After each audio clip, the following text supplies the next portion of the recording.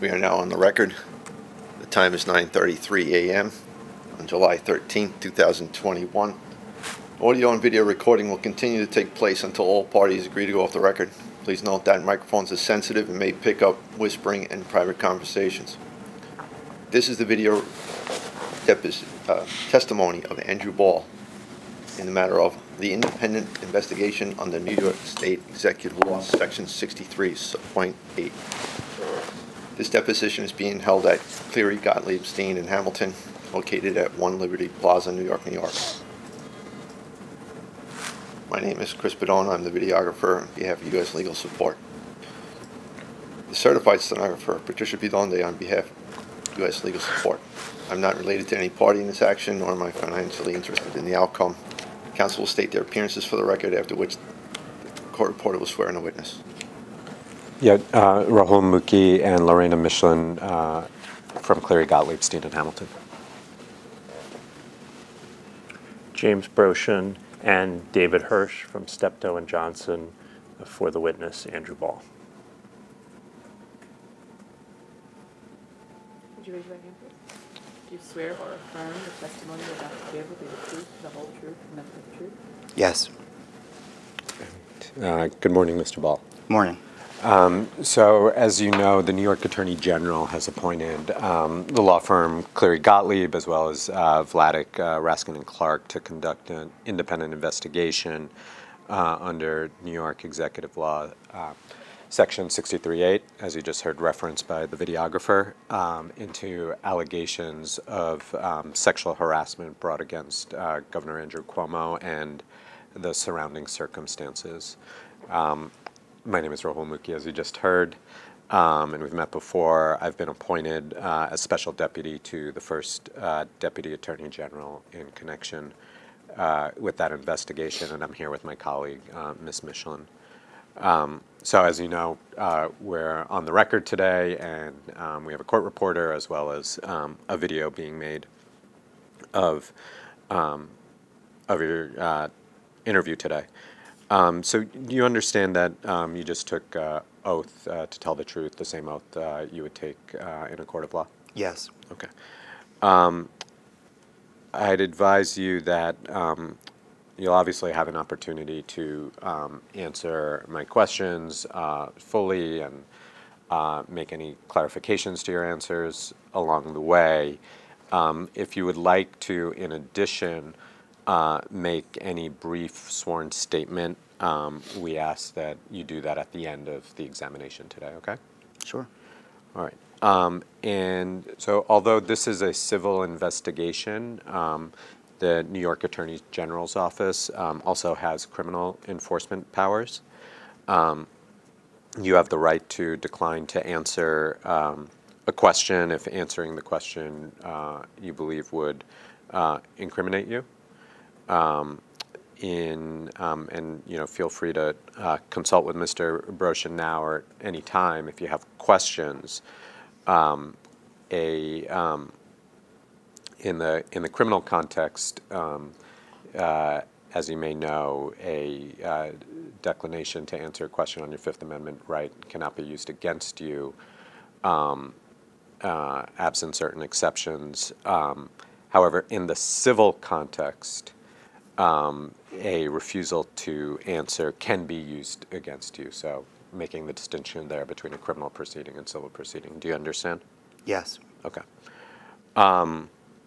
So as I just mentioned, you're here with your counsel, and Mr. Broshin and Mr. Hirsch. If at any point you want to take a break to confer with them, just let me know. The one thing I would ask, unless it relates to a privilege matter and whether you should assert any sort of privilege in response to my question, I'd ask that you answer any pending questions before we go off the record for you to consult. Okay? And we have a court reporter today, and so I would just ask a few things, just answer all my questions verbally, wait for me to finish my question, even if you know what, or you think you know what my question is going to be, so the court reporter can get it down. And if you don't know the answer to my question, say I don't know on the record as opposed to shrug or any sort of nonverbal answer that we might give an ordinary conversation. Again, as I mentioned, if at any time today you want to clarify any of your answers from earlier in the day, just let me know and we can do that. And if you do not understand one of my questions, please let me know and I'll try to ask it in a different way, okay? Yes. Okay. And then I'm going to ask a number of questions that may call for specific names or dates. I would ask if you don't remember a specific, just give us an approximate if you recall one, as opposed to just saying you don't know. And you can, of course, clarify if you don't remember specifically and just have a general recollection. And then just a couple more preliminaries. Under Executive Law Section 63(8), this is a confidential investigation.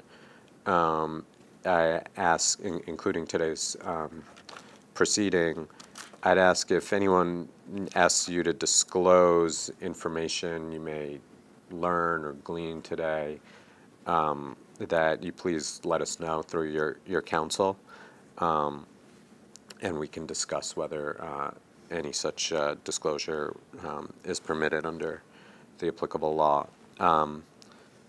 So finally, are you taking any medication or anything else that might make it difficult for you to understand my questions today? No. Okay. Any reason you would not be able to answer my questions truthfully and fully today? No. Okay. If you could just state your name and date of birth for the record. Andrew Ball. Other than conversations with your own attorneys, did you do anything to prepare to testify today? No. Okay. And myself and others from Cleary Gottlieb have spoken to you on 2 occasions in the past. Do you recall that? Yes. Okay. And so based on those prior discussions, I understand that you began working for the Andrew Cuomo governor campaign in approximately June 2010. Is that right? Yes. Okay. Do you mind just summarizing for the record your employment positions and history from June 2010 to the present? Sure. June 2010, I was a volunteer on the Andrew Cuomo for Governor campaign. Once that campaign was successful, in November, I was put on the state payroll for the transition. And then in January of 2011, I became the Special Assistant for Legislative and Intergovernmental Affairs. I did that job for approximately 2 years. After that, I was the confidential assistant to the governor. I did that job for approximately 2 years. After that, I was the director of scheduling for the executive chamber. And after that, I was so that was from 2016 to 2017 approximately. From 2017 to 2008, from 2016 to, sorry, the dates are, but I was the Assistant Secretary for Intergovernmental Affairs, and then I was the Deputy Secretary to the Governor.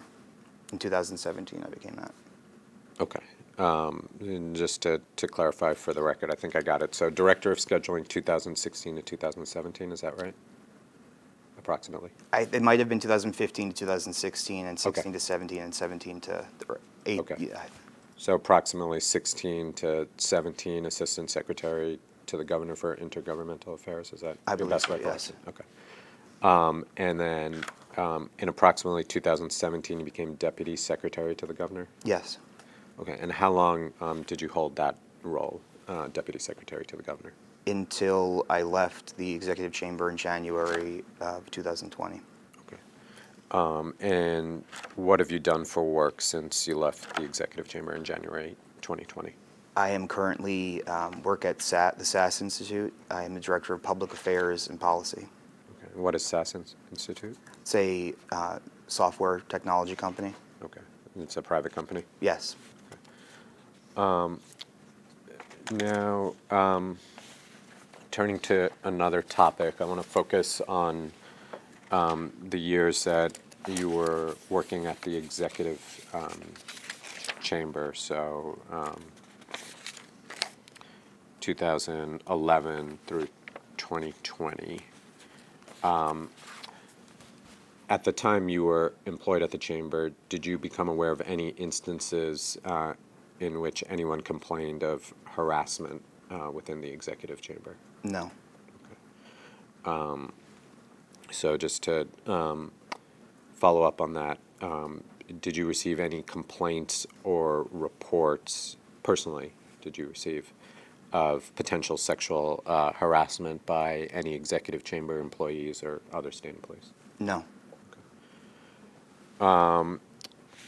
And were you aware of any complaints being raised to anyone else within the executive chamber of potential sexual harassment? No.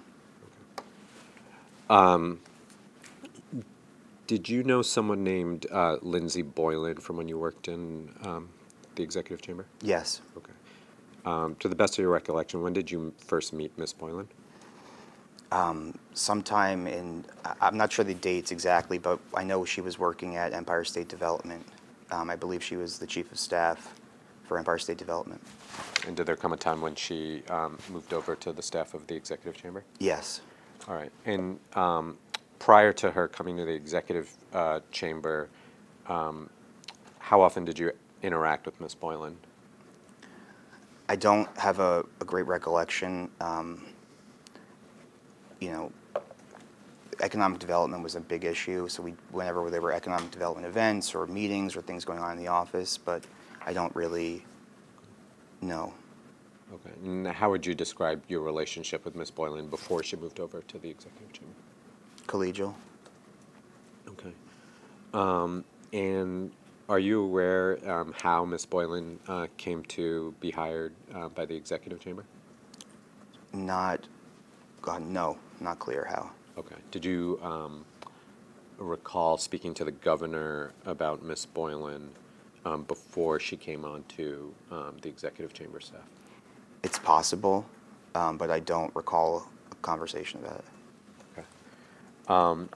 Once Miss Boylan, well, let me, you can strike that and just, I'll back up. Did you, from time to time, observe Miss Boylan's interactions with the governor, either prior to her coming to the executive chamber staff or afterwards?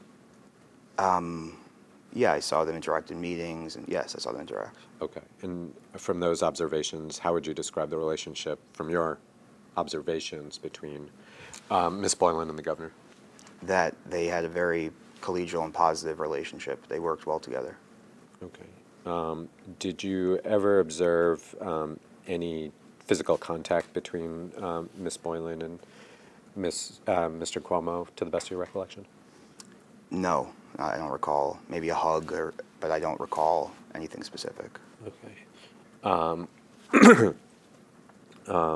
Anything that you observed that you would characterize between the governor and Miss Boylan as flirting from your observation? I don't recall specifically, so it's hard to. I don't remember that. No. Okay. How about? Did you ever observe, from your recollection, the governor and Miss Boylan engaging in banter or joking or anything like that? Yeah. I mean, yes. Okay. And what do you recall about that? Banter was happened. We tried to make the best out of every situation. So it occurred. I don't recall specifics. Anything that you recall observing in the banter between the governor and Miss Boylan that at the time you thought was inappropriate in any way? No. Did you ever observe any yelling between the governor and Ms. Boylan from your observations? I don't recall it. It's possible, but I don't recall it happening. No, no. Seeing it. Okay.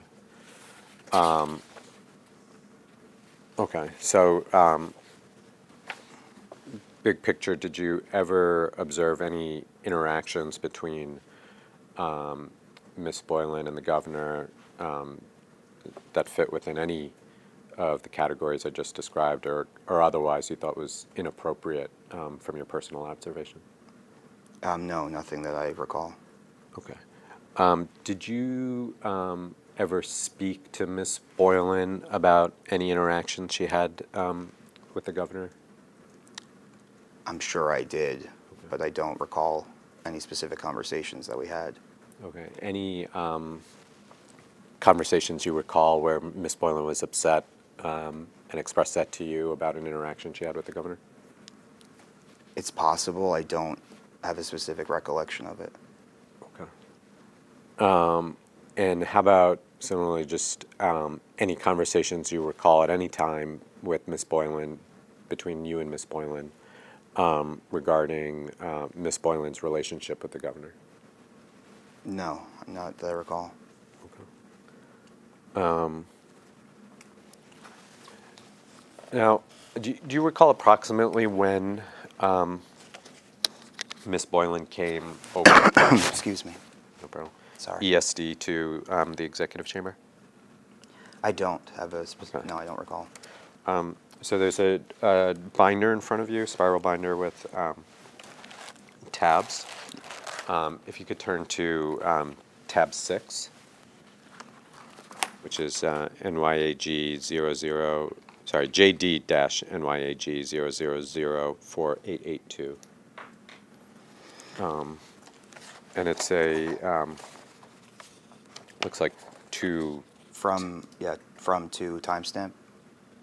Yeah, at the top it's from Andrew Ball. Yeah. And there's a number. Is that your phone number? Yes. Okay. And you see the other people on what appears to be a text chain are Ms. DeRosa, Ms. DeRosa, and Ms. Menton. Do you see that? Yes. Okay. And it's from October 2017. Do you see that? Yes. Okay. And you write, can we just, I think it should be Steele, Lindsay, I think it should be Boylan, and have her do the book. And then on the next page, / coordinate policy, do you see that? Yes. Do you recall what this text change was about from October 2017? I don't have a specific recollection from it now. Okay. Do you recall having any involvement in bringing Ms. Boylan to the executive chamber from ESD? I had no formal involvement. It looks, I always, in my course of working in the executive chamber, were looking for folks who worked in the agencies who were performing, who were well, who got along with the governor, who worked well, who I thought would mesh well with the team. And I advocated for bringing them to the chamber, so that was something I would have done. Okay, but no specific recollection of doing that with respect to Ms. Boylan? And Correct. okay. And understanding you don't have a recollection of that event, or whether that event occurred, do you have an understanding, looking at this text message, what you meant by do the book, have her do the book? I don't remember specifically what I meant when I wrote it, but if I say have her do the book, I would mean is that I assume I meant that the book is the governor's briefing book, and that be responsible for assembling a coordinating policy, briefing the governor. Okay. And so was that a phrase that was used when you were in the chamber, do the book, which would signify being the briefer for the governor, is that right? The book was known as the briefing book, yes. Okay. And do you recall when Ms. Boylan came over to the chamber what her duties and responsibilities were? I don't recall specifically. I believe she was the Deputy Secretary for Economic Development, or she may have been Assistant Secretary first. I don't recall, but something in Economic Development. Okay. And do you know generally what those duties and responsibilities are for either the Deputy Secretary or Assistant Deputy for Economic Development? The positions change, but yes, approximately. Okay. What are those? Responsible for coordinating the governor's policy on economic development, overseeing a specific set of agencies and their day-to-day operations, and everything that came with that. And at any time did Ms. Boylan do briefings for the governor, or did she assume the briefer role for the governor that you recall? I don't recall her specifically having the role or being in that role of responsible for the book fully, no. Okay. Now, do you recall going on any trips outside of New York with the governor where Ms. Boylan was also someone who went on the trip? I don't know if she was on maybe one of the trips to Puerto Rico potentially, but I don't have a specific recollection. Okay. Can you? I'm sorry. Never mind. Go ahead. So if you go to tab 7.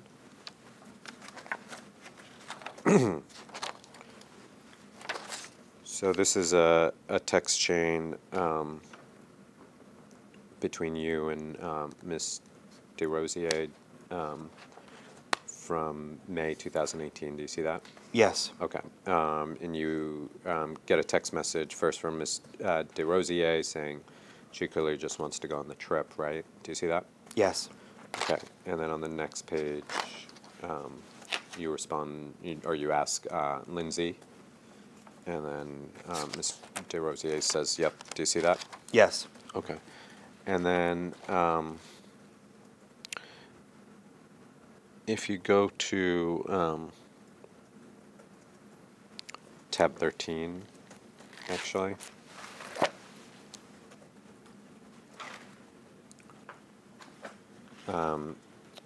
you see this is another text chain involving yourself, Ms. DeRosa, and several others, including Ms. Boylan. Do you see that? Yes. Okay. And it says, Gov will travel to 3 sites today. Traveling with Gov is MDR, Robert plus me, Danny, and Lindsay with Melissa. Do you see that? Yes. Okay. And if you jump ahead to tab 20.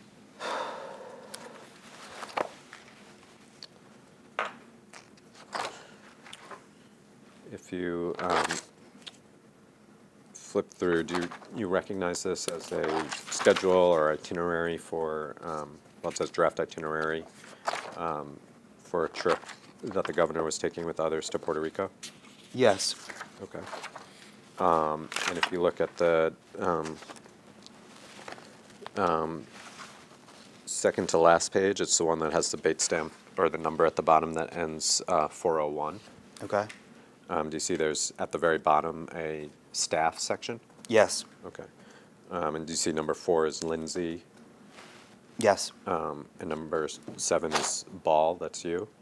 Yes. Okay. I believe, yes. Okay. So just looking through that, refresh your recollection that you took a trip with the governor to Puerto Rico, and Ms. Boylan was on the trip as well, among others?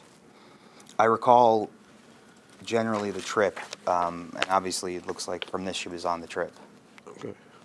Do you have a recollection of Ms. Boylan being on the trip? Vaguely. Okay. What do you recall about the trip, the purpose of the trip, and what happened? I recall this trip being incredibly difficult to execute. I'm not sure. This was after, I believe, Hurricane Maria. And I'm not sure if this was our first time, I'm not sure when exactly this was, because we took a couple trips. The governor went to Puerto Rico several times after that. But I recall that 7/23, so this was a 2-day, one-night trip. And we went to different sites around the island. There were different groups of teams of delegation members. And yeah. Okay. Do you recall observing any interactions between the governor and Miss Boylan during this trip? No, not that I recall. Okay. All right. Turning away from the trip, did you ever hear the governor suggesting that Miss Boylan resembled his former girlfriend? No. Did you ever hear anyone else say that or suggest that Miss Boylan resembled the governor's ex-girlfriend? No, not that I recall. Okay.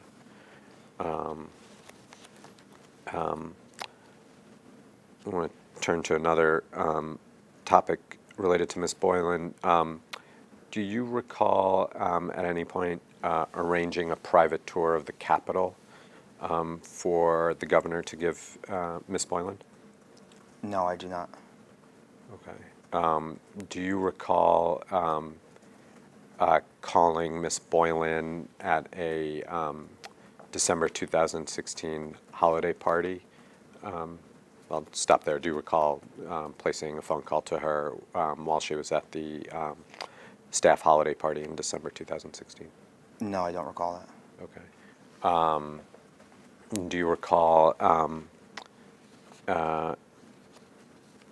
I guess just to follow up, you don't have a recollection of calling Miss Boylan to at a holiday party to have her meet up with the governor separately to get a tour of the Capitol? Correct. I do not have a recollection of that.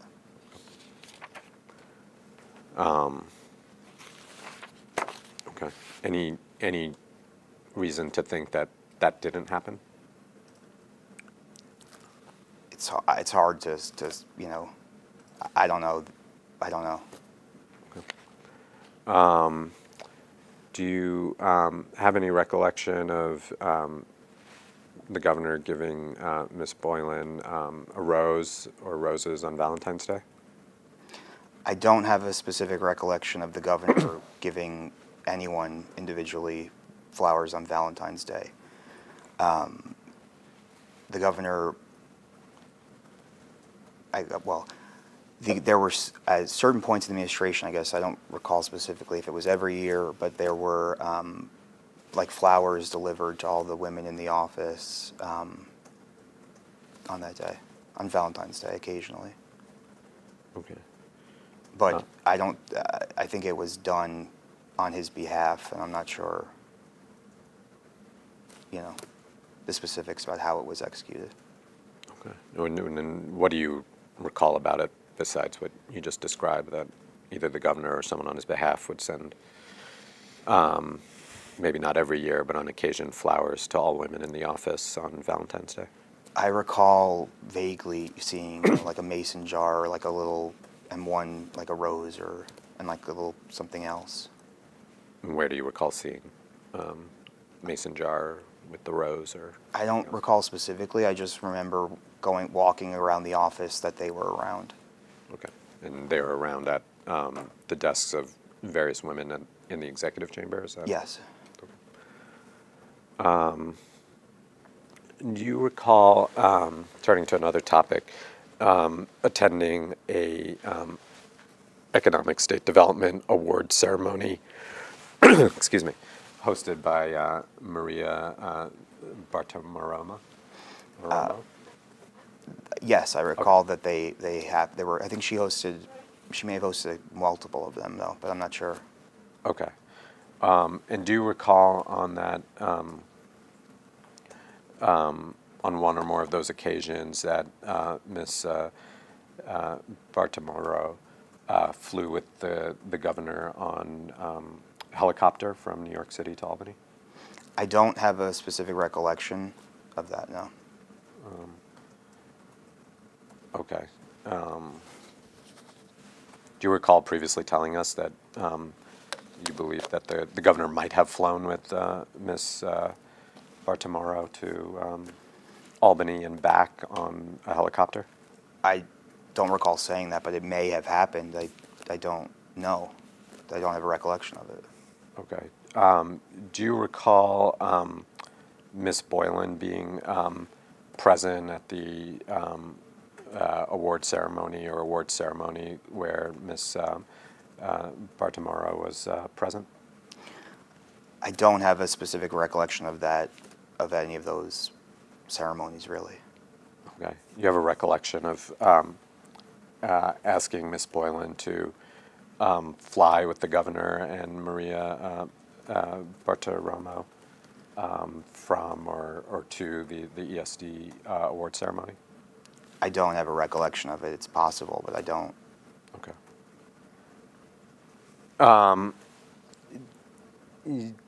Did you ever, when Ms. Boylan was working in the executive chamber or even prior, ever get into any disagreements with Ms. Boylan that you recall?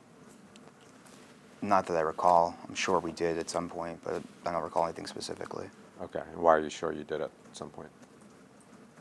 Because there are many decisions, there are many things going on, hundreds and thousands of things happened over the course of those years, and I'm sure we disagreed on something. Okay. Any disagreements that you recall with Ms. Boylan where she got particularly upset? No. Okay. Any disagreements with Ms. Boylan where you recall learning that Ms. Boylan had gone to speak to Ms. DeRosa about it? About the disagreement that you had with Ms. Boylan? No, I am not. Okay. You recall Ms. DeRosa ever telling you not to raise your voice or scream at Ms. Boylan? No. Okay. Do you recall Ms. DeRosa ever telling you not to scream as much or raise your voice as much at anyone else? No, no. Any general recollections of anything like that where Ms. DeRosa spoke to you about the manner in which you had spoken or were speaking to individuals in the chamber? I don't know. It's possible, but I'm not aware of any complaints that were made against me or any issues that occurred. So you don't have any recollections of Ms. DeRosa or anyone else speaking to you at any point about someone raising with them, whether Ms. Boylan or someone else, that they didn't appreciate the way you had spoken to them in the chamber? I don't recall a specific conversation about that, no. Anything generally? I think that, it was a very high-stress environment, and, the expectations were very high, and, we didn't really have a margin for error. Voices were raised, of course. It's possible that I raised my voice, but nothing to the point that it was an issue or anything that,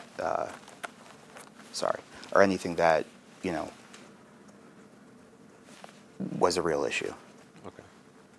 So you don't recall anything like that being brought to your attention about you raising your voice or anything similar being brought to you by Ms. DeRosa or someone else to say, there are complaints or issues being raised by others about your conduct in the chamber? I don't have a recollection of that now.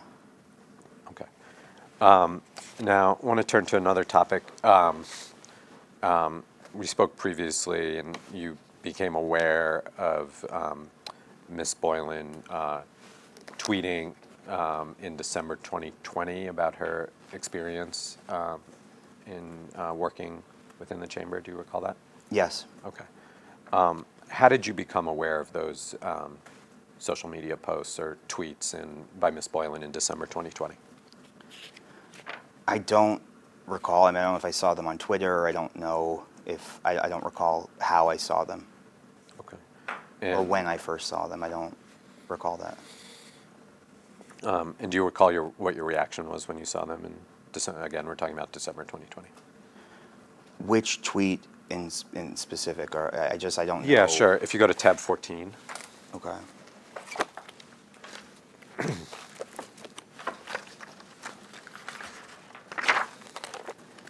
Okay.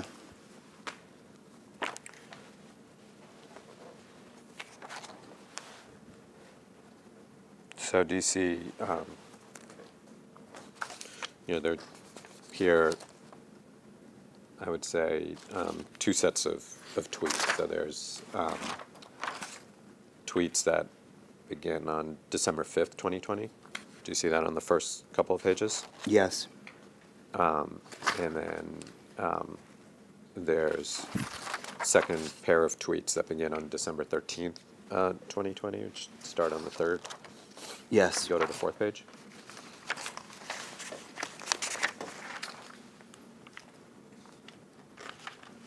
So why don't we focus on the first set of tweets starting on December 5th. So you see the kind of main tweet is most toxic team environment working for NY Gov Cuomo. Do you see that? Yes. Okay. And then do you see that there are kind of a series of subtweets, I guess they're called, underneath by Ms. Boylan, where she continues to talk about her work experience and working in the chamber in part? Yes. Okay. And I believe you just testified you don't recall how you learned about these tweets for the first time. Is that right? Correct. Okay. Do you recall having a reaction when you did learn about them? I remember just feeling like I didn't understand. I didn't agree with it, and that I didn't think that when I was reading it at the time that her allegations were, or what she was saying was really consistent. Oh, consistent with what? I don't think it was, with reality, consistent with what my experience was there. Okay, and which part did you not think was consistent with your experience?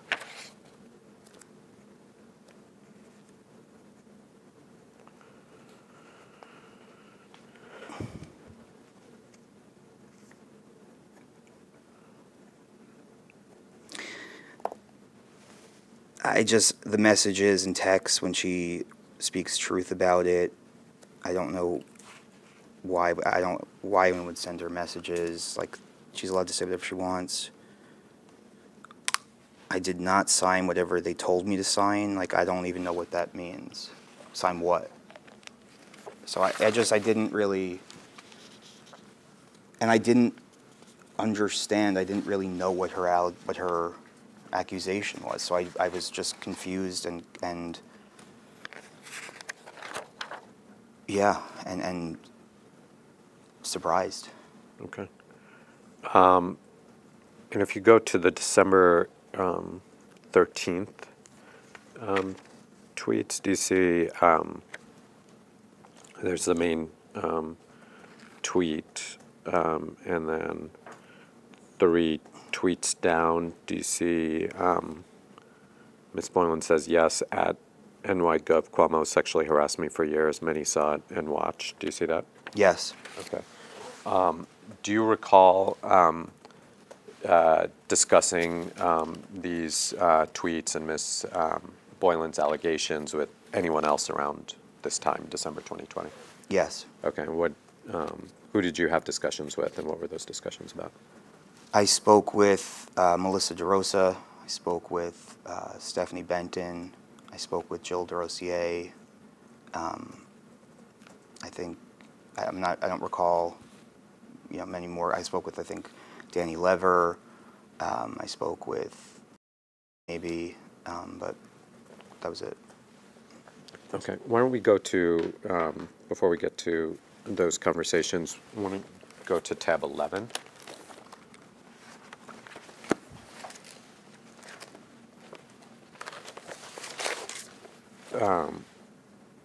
So this is December 17th, 2020. Do you see that?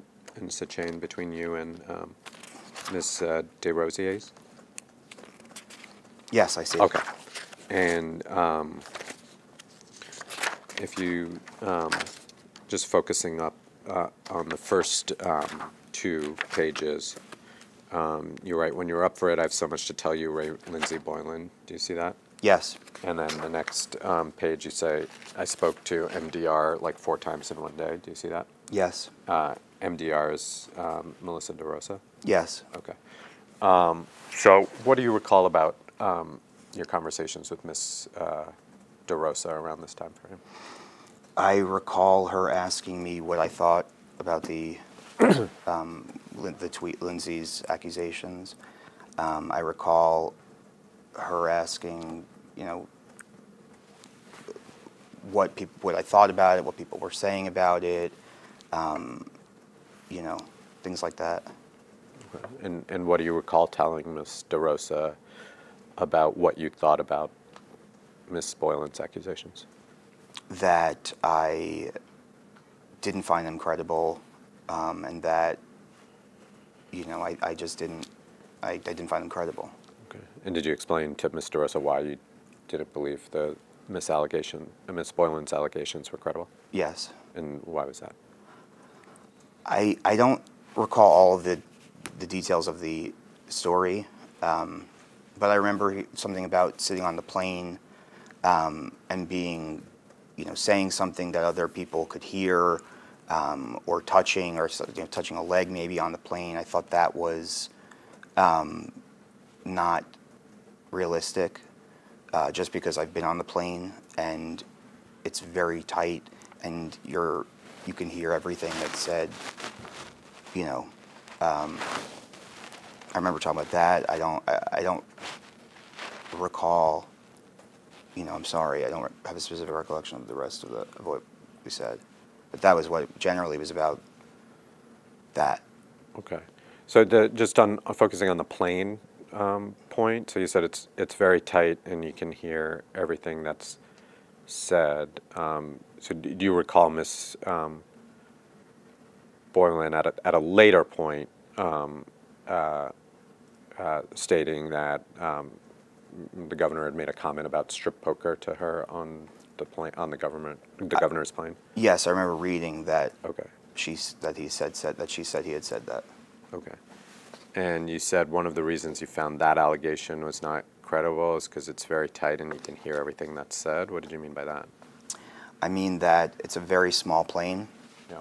and the seats are one person here, like facing each other, 2 next to each other, and it's probably about a foot in between, 1.5 feet,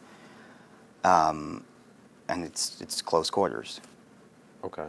And so did you believe you were on the flight where Ms. Boylan stated Mr. Cuomo had made that statement? No, I haven't.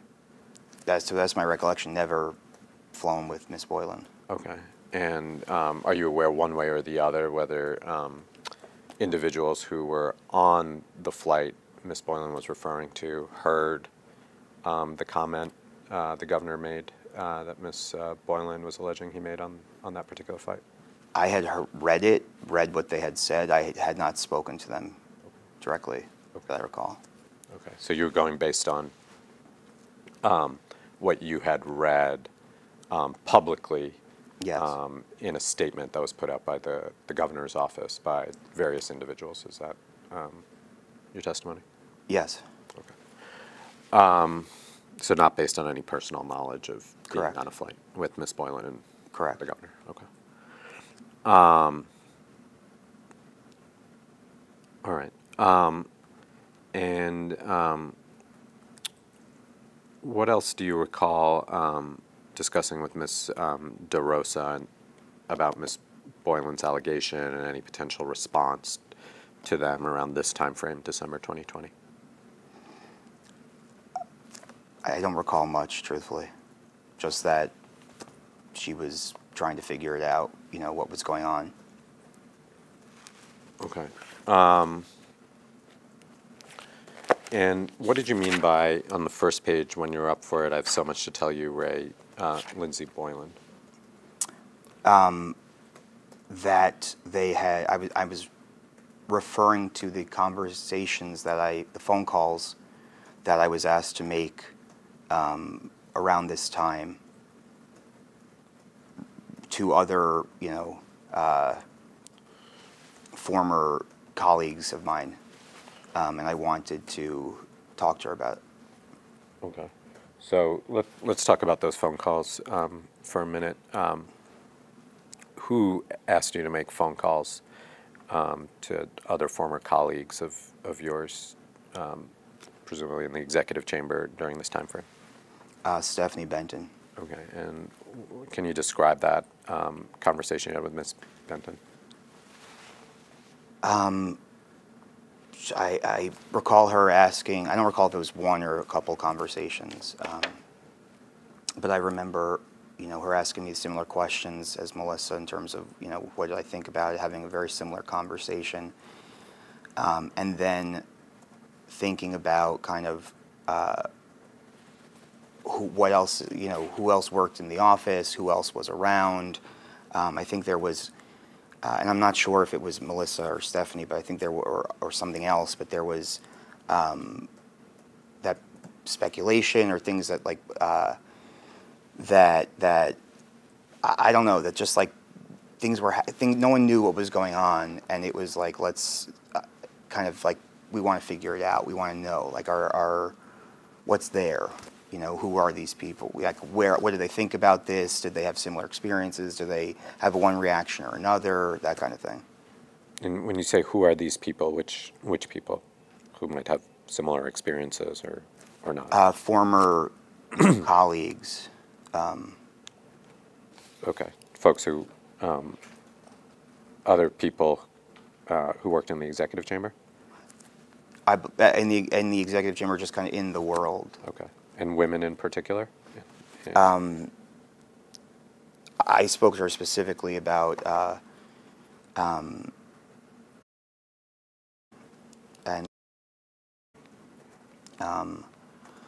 I remember, we talked about some of the briefers that had been in the past, some of the former, advanced staff or people, just generally people around the office, vaguely.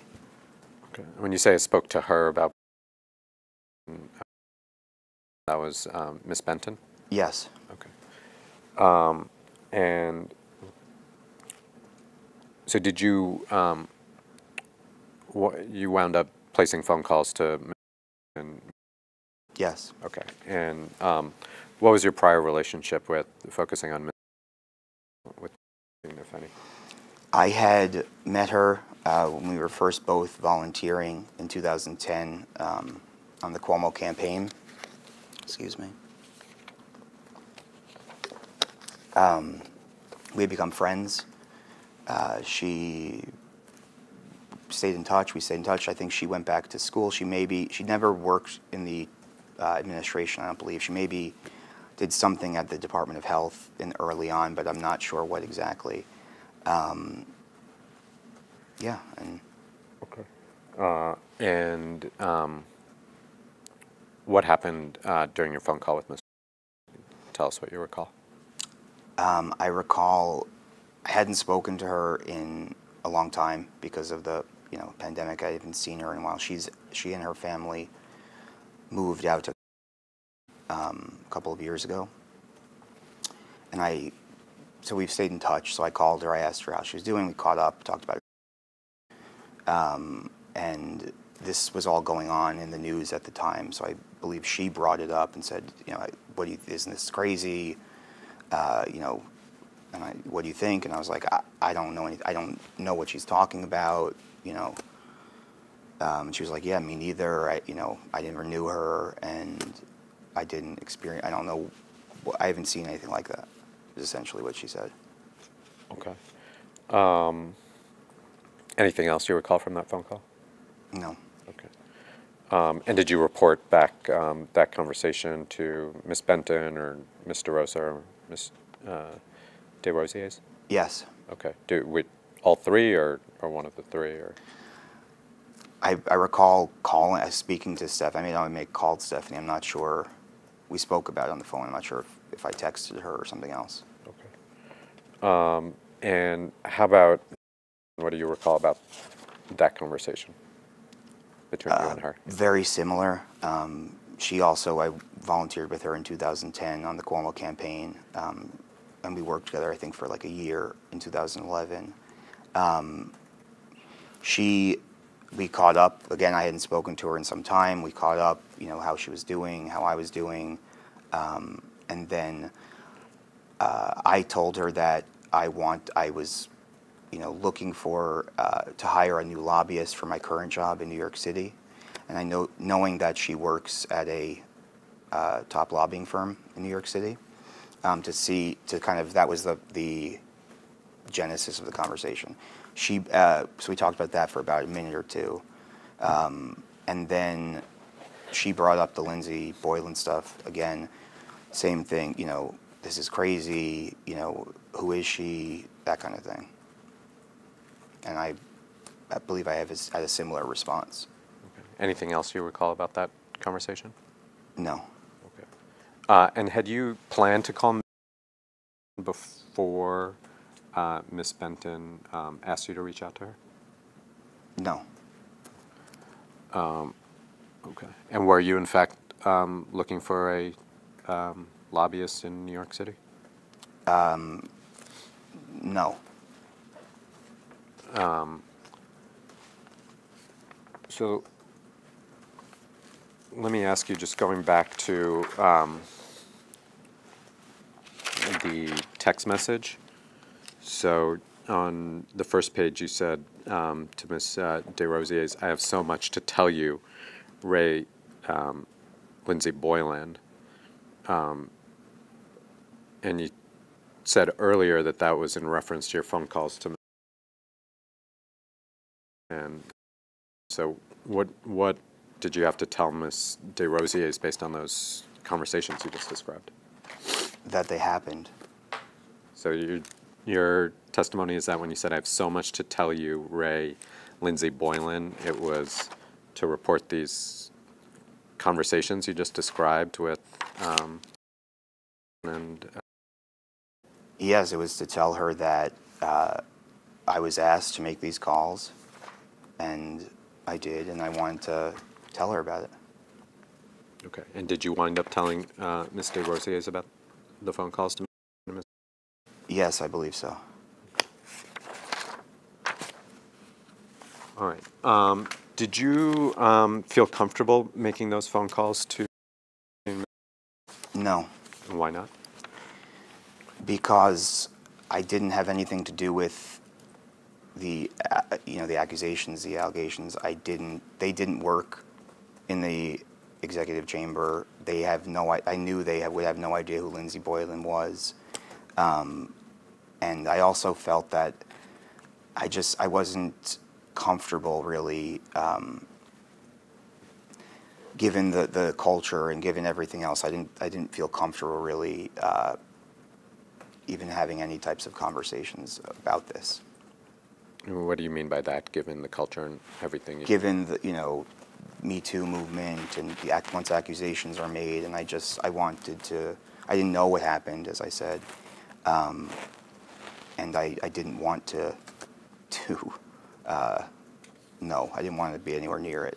Okay.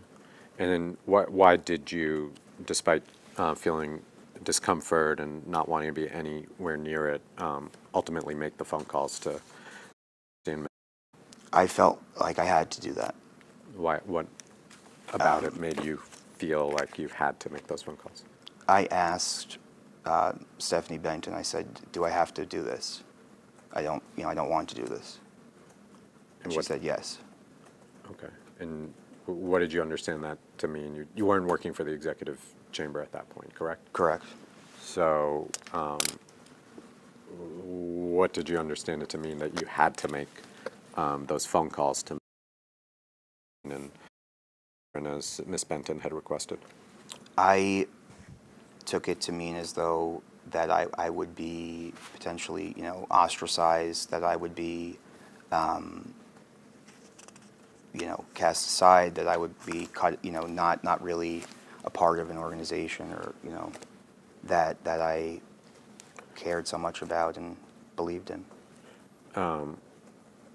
What organization are you referring to? That The governor's office, the Cuomo world. And what made you feel, based on your experience, that if you didn't place these phone calls, that you would be ostracized or cast aside from the Cuomo world? Just being being around, understanding that it's also that it's human nature too, right? If someone asks you to do something and you don't do it, they're not going to be happy with you, and I didn't want that. Was that your experience in the governor's office, that there were occasions when people didn't do what was asked of them, that they would be cast aside or ostracized from the executive chamber Cuomo world? I don't recall. I'm trying to think of a specific instance. I don't recall a specific instance of it occurring, but there were always news reports about things. There was always kind of a swirl around it. So it was just kind of part of the culture, part of the environment. And what repercussions, if any, did you fear would happen to you personally if you were ostracized from the executive chamber, the Cuomo world? That my reputation would be smeared, that wouldn't be good professionally. I was just concerned about my ability and my ability to work in the future in New York State politics, and you wouldn't want to have that, or the governor's office, and any governor's office really, to be unhappy with you. Especially one that I worked so hard and dedicated myself to.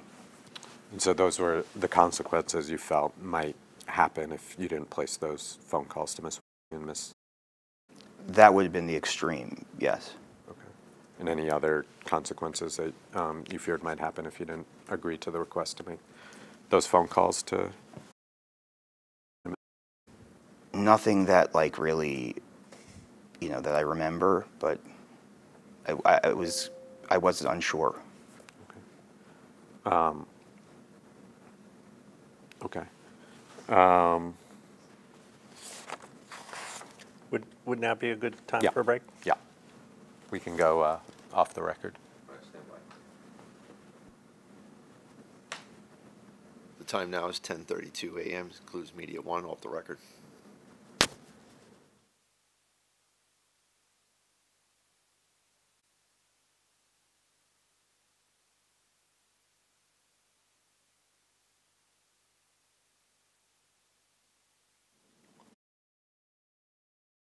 Time now is 10:50 a.m. This begins Media 2, on the record. Okay, Mr. Ball, so before we took a break, we were talking about phone calls you had made to at the request of Ms. Benton. Do you recall that? Yes. Okay. And you said you had a conversation with Ms. Benton where you asked, do I have to make the calls? And she said yes. Do you recall that? Yes. Okay. Do you recall telling Ms. Benton that you did not want to make the calls to? Yes. Okay. And that's when you asked if you had to, and Ms. Benton responded yes. Okay. Now, do you recall telling either Ms. DeRosa or Ms. DeRosiers as well that you had not wanted to place the phone calls to? Or No, I did not. I don't believe I spoke to Melissa about after I had made those calls, and I don't think I was. Dates are hard, but I don't believe I spoke with Jill prior to sometime after these text messages, because I was not, and she was dealing with that, and she was, so I wasn't in contact with her. And just to be clear about the timeline, so these, we saw the tweets from Ms. Boylan were December 5th and December 13th of 2020. These messages are December 17th, 2020. And I believe, based on your earlier testimony, by the time of these text messages between you and me, Ms. DeRosa, you had already placed the calls to, and is that right? I believe so. Okay. I believe so. But again, it's hard to really pinpoint the specific date, but I believe so. Okay. And so you believe that the phone calls you made to were sometime between Ms. Boylan's tweets and this December 17th chain with Ms. DeRosa? Yes. Okay, and if we go back to the chain we were looking at, tab 11, after you say that I have so much to tell you, Ray, Lindsay Boylan, I spoke to MDR like 4 times in one day. What do you recall about MDR being Melissa DeRosa, as we discussed? What do you recall about talking to Ms. DeRosa 4 times in one day around this time frame?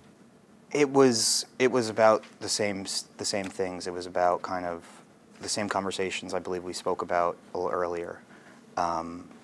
Generally, what I was thinking, what was out, that kind of stuff. And it was several times because she would call and then say, "I have to go.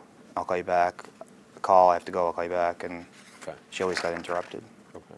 And this is about what you described earlier about trying to identify, who else is potentially relevant here to speak to in light of Ms. Boylan's allegations. Is that fair? Yeah. Who else? Who else to speak to? Who else? Did I hear about any sort of things like this, which I didn't, and that kind of thing. Okay. All right. And then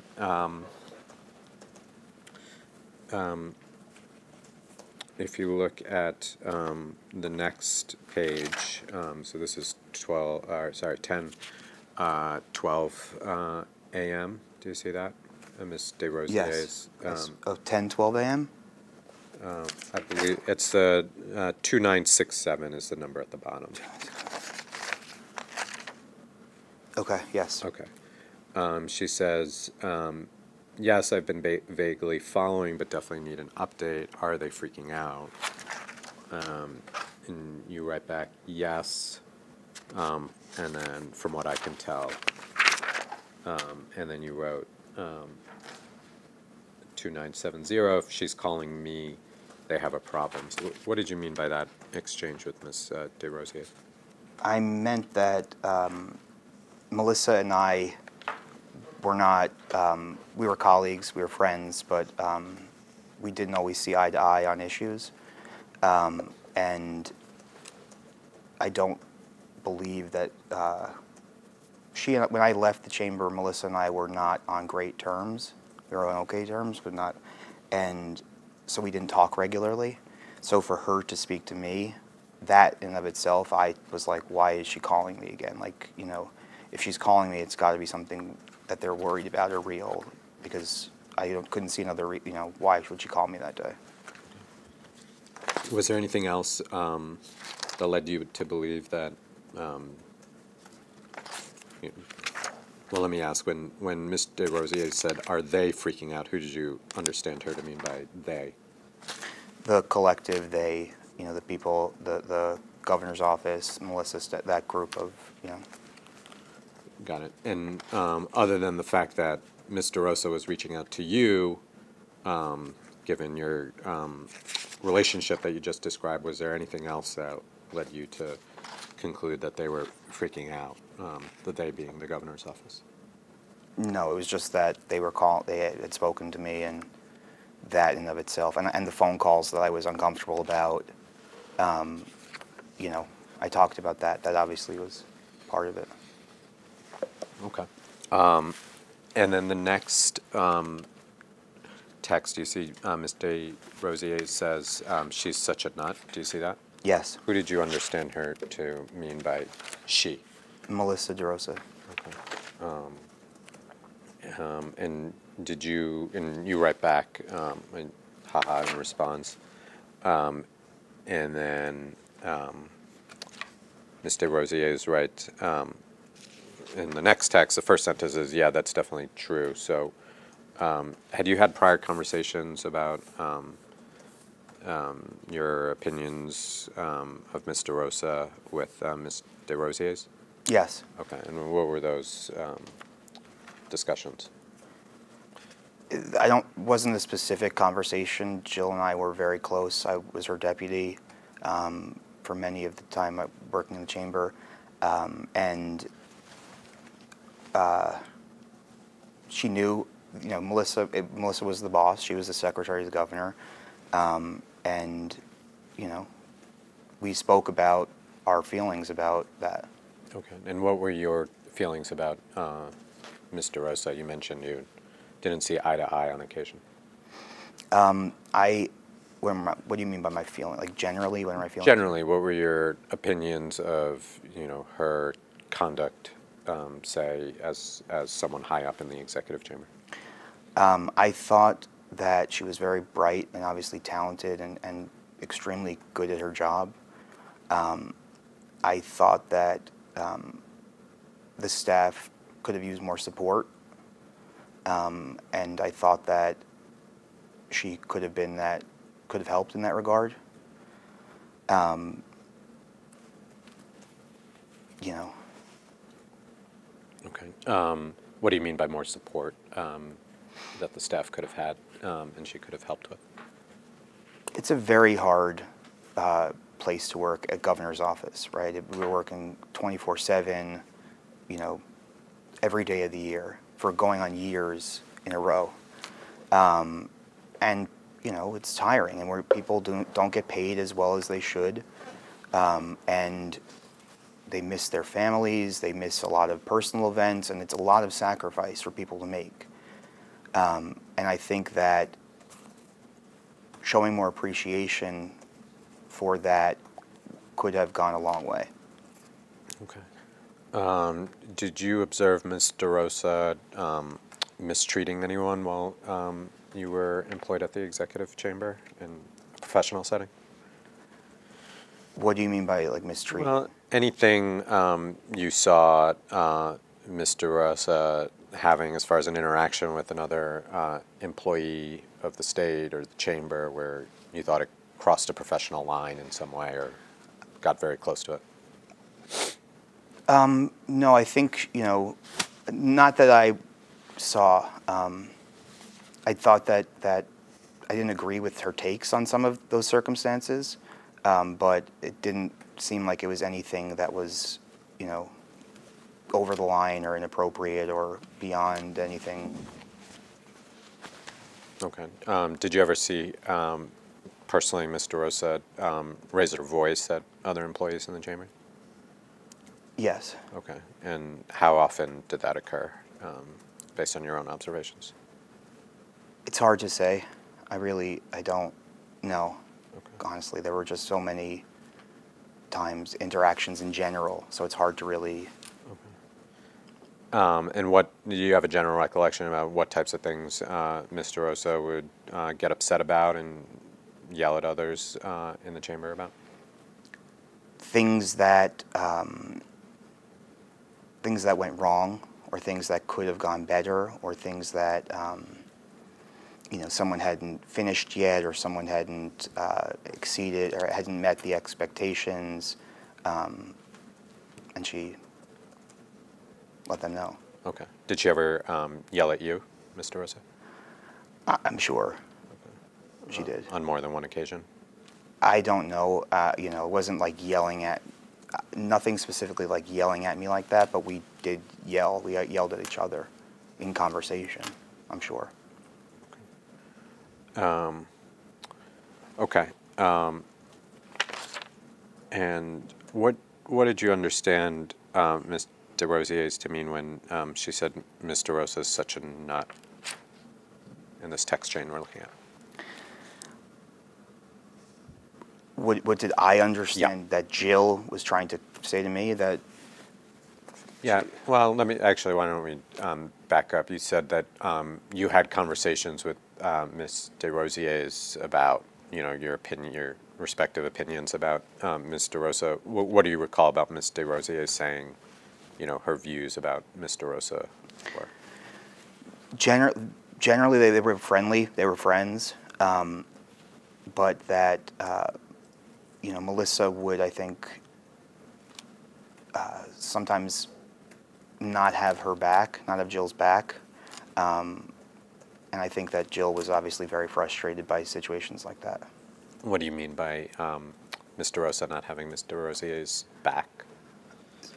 If support, like if you couldn't do something, if we couldn't travel because there was weather and it was an important thing, and things like that, just anything.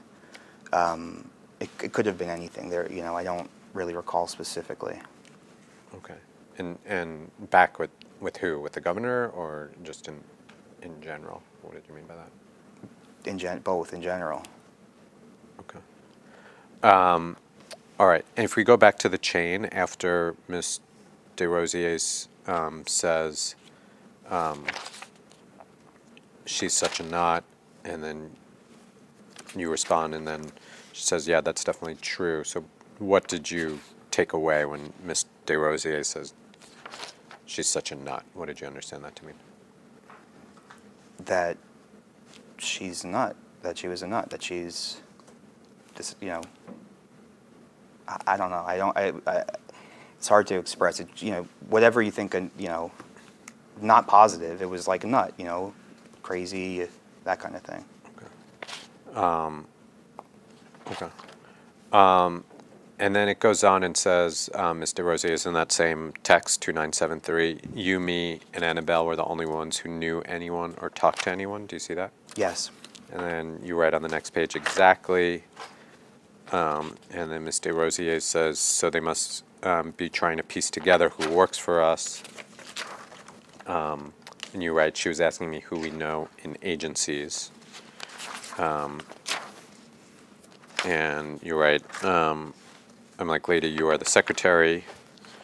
I don't even work there, etc. So is that referring to what you described earlier about the conversations with Ms. DeRosa trying to Yes. identify folks? Okay.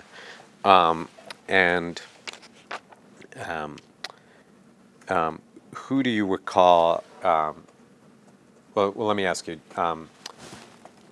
Who identified and as particular folks to reach out to? I believe Stephanie, but I don't have a real good recollection of that. Okay. And then putting aside Miss, you recall conversations with DeRosa where you identified other potential either chamber employees or agency employees that you or someone should reach out to in light of Ms. Boylan's allegations? Yes. Okay, and who do you recall being discussed as potential others to reach out to? It's hard, it was people, we talked about people who did the briefing book, as we discussed earlier, people who worked, closely in the executive chamber, people, that was really people who kind of worked there and then left, or people who, who worked at an agency but worked a lot of the time in the governor, worked hand in hand with the governor's office, like that. Okay. You recall previously telling us that Ms. DeRosa asked you about Caitlin around this time? She sounds right. Okay. And what do you recall about your conversation with Ms. DeRosa about Caitlin around these conversations we've been discussing?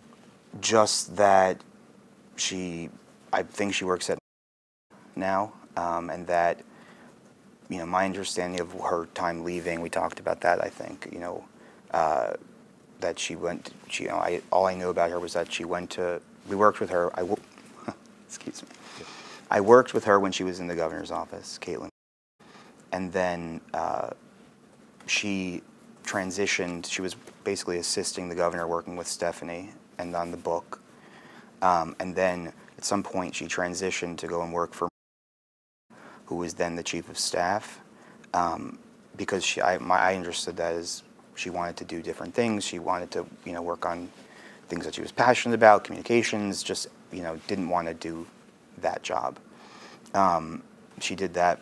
I told her I thought she did work for a couple months, and then I thought that she went to another energy agency.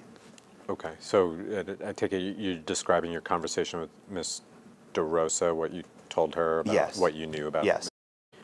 Okay, and did Ms. DeRosa explain why she was asking you about? No.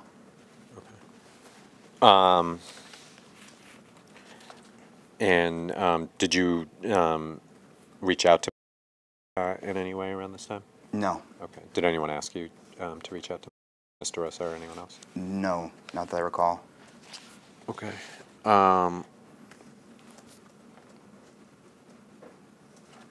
Okay. And in these phone calls you described kind of just general. Sorry. Oh. You described kind of generally trying to identify potentially others who worked in the chamber and agencies to reach out to. Other than that they had worked in the chamber agency, I take it were you focused with Ms. DeRosa on identifying women who had worked in the chamber agencies who had Yes. potentially interacted with the governor? Yes, sorry. And that was in light of Ms. Boylan's allegations and the tweets that we just saw. That was my understanding, yeah. Okay. And did Ms. DeRosa identify any women in particular that she thought might have similar allegations to Ms. Boylan having worked in the chamber or another state agency? No, not that I recall. I remember her saying, to that she didn't believe the Lindsay allegations also. Okay.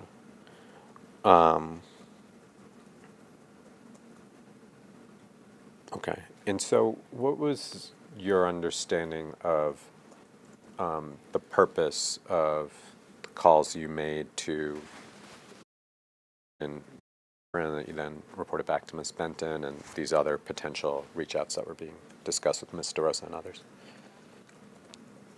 I understood it as trying to figure out what people were thinking, what was going on, what was the feeling of people who worked there, who worked, what did they think?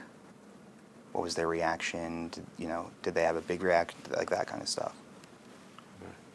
And a reaction in particular to Ms. Boylan's allegations? Is that Yes. And was part of it too to see if any of the people you were able to reach themselves had similar experiences to Ms. Boylan as she had put in her tweets? I think so, but it's hard to...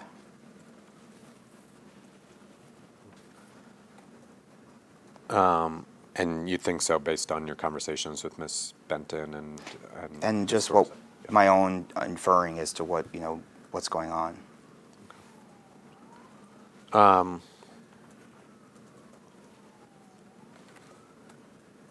Okay. Now, if you go to tab 34, actually. 34? Yeah. It's the last one.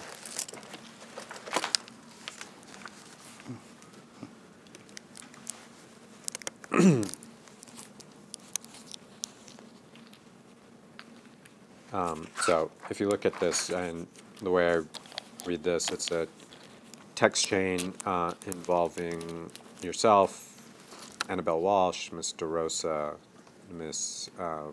Benton. Do you recall being on a text chain with those individuals around this time frame, December 2020? I don't specifically recall it, but obviously it happened. Okay. And the way I read this is it says the person and the phone number, and then underneath is the message that the person sent as the author of that line. So let me know if you disagree. But it looks like Ms. DeRosa writes, "Hey guys, any luck with?" Do you see that? Yes. Okay. And do you know who the reference to is? I think it's, Okay. And who is? she worked, I believe she worked for Annabelle Walsh in the scheduling department, Okay. or briefing, advance, that kind of space. Okay. And did you try to reach out to her? No, Do you know if anyone else did? I do not. Well, I should say, from reading this message, they asked someone to. It looks like they were asked Annabelle to. I don't know if she did. Okay. All right. We can go through the rest of the message. But if you see, you respond to Ms. DeRosa's message, not yet. So it was hard to connect last night. I'm going to call her again today. Are you referring to? No, I believe I was referring to. Oh, wait. Not yet. I'm sorry, I got confused because of the timestamps. Yes, I'm referring to there. Okay. And It's hard to connect. Right. That's she- yes. Sorry. all right. And you say spoke to all good. Steph, I just tried you. Do you see that? Yes. Okay. And so was it around this time, December 23rd, when you spoke to Ms. It was around that time. Yes. Okay. And does that refresh your recollection that the call with at least was after the last exchange we were looking at between you and Ms. DeRosa? It looks so. Yes. Okay. And what did you mean by all good? That there was nothing to report. She didn't know any. Like I said to you, she didn't know Lindsay. She didn't know anything about it. And that it was necessary to make the call. Okay. And Steph, I just tried you. Is that you were trying to call Ms. Benton? To tell her that, yes. Okay. And what did you mean by love the power read today, Melissa? I believe Melissa was wearing like a really great red suit, and I thought she looked good in a power suit. Okay. You saw her on TV, yeah. Okay. So if you go down to Ms. Walsh's text at the bottom, Okay. still waiting to hear back from. That's. I believe so. I don't. Okay. Do you know any other? I don't know any other. And then she writes, Steph, FYI, I just looped, but just got this from. Do you know who? And Yes. who are they? I don't believe I've ever met her, but she was hired, I believe, after I worked in the executive chamber to work on the scheduling and events team, operations team. Okay. And was she? She was someone. Do you know whether she was currently employed by the executive chamber, or is she a former employee at the time of these messages? I have no idea. Okay. I assume I don't know. Okay.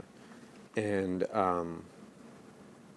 what did you understand? And then looks like there's a message pasted from someone named. What did you understand Ms. Walsh to say? I just looped, but just got this from. That, well, was, I think she is with the Tribeca Film Festival. She's involved in a lot of projects. I believe that Annabelle was the former director of scheduling, so she probably, had spoken to the office about previous things, and that she was. I don't know if Annabelle was working there still or not at this point, but she looked like she was looping in someone else who could deal with it, and also sending the message Okay. to Stephanie. Okay. So, is this something that relates to the phone calls that were going on to former employees about Ms. Boylan's allegations, or is this something else entirely based on your reading this? I don't know. Okay. I have no idea what that message is in reference to. Okay. So if you go, and it carries over, but it looks like Ms. DeRosa sends the next message. If you look at the bottom of 9-4, and then it says anime shut down, good work, ball. Do you see that? Yes. What did you understand Ms. DeRosa to mean by anime shutdown? Talk to her, have the conversation. I believe that's what it was. And is anime, is that Annabelle or is that someone else? Annabelle. Okay, so it's a nickname. Okay, so got it. So Annabelle, some people use the nickname Anime for her? Yes. Annabelle Walsh, okay. And what did you understand shut down mean? Finish it, talk, do what we asked you to do, have the call, just be done with the task. Okay, and did you understand that potentially had allegations similar to Miss Boylan based on her experience at the chamber? No, never heard anything like that. Okay. And what did you mean, Miss DeRosa? What did you understand Miss DeRosa to mean when she said "good work, ball"? That I had the conversation that they had asked me. I did what they asked me to do. Had you spoken to? No, but Okay. that I believe she was referring to the spoke to from prior, but I don't know. Okay. Did you at any time talk to Miss Walsh about her conversation with No. anyone else about conversation that was had with around this time frame? No. Now, Ms. DeRosa then writes, in case anyone was wondering, loves the governor, but looks like hates. Do you see that? Yes. Who's Was someone that was hired to be an event lead, work on events in the governor's office. okay? And do you recall when she was working on events in the governor's office? Sometime after the 2016 campaign, because I believe she came off of the Clinton campaign. I don't know when exactly and when she left exactly. And it says loves the governor but hates. Do you know who? Yes. Who's that? Was the director of, I think, executive chamber operations. Or, he was her boss, essentially. Okay. Was my understanding. He oversaw the events team that she was on. And then you write, haha, she hates me too. What did you mean by that? She dislikes me. Yes. And do you know why she disliked you? I believed it to be because I was also on the events team, and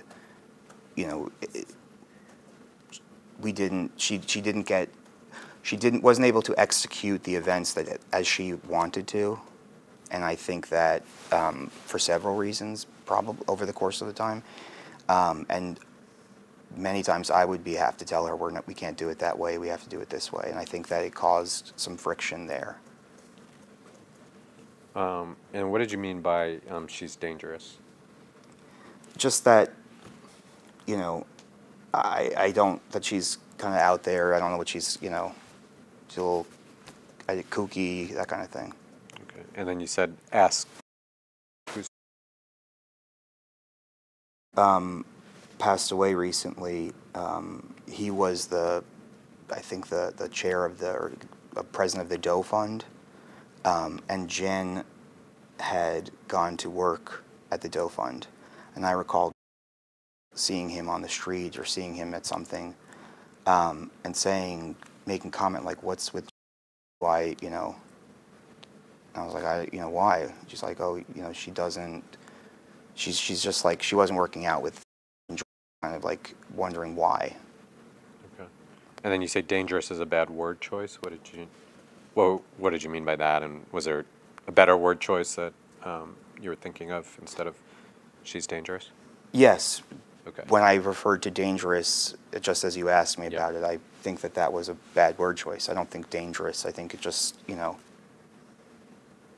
as I said, kind of out there, kooky, and wasn't really happy when she left. Right? Wasn't really happy as I understood it. So, and from that's why, dangerous in the sense, in the kind of, it just was a bad word choice, as I said. Okay. So it did. Okay. All right.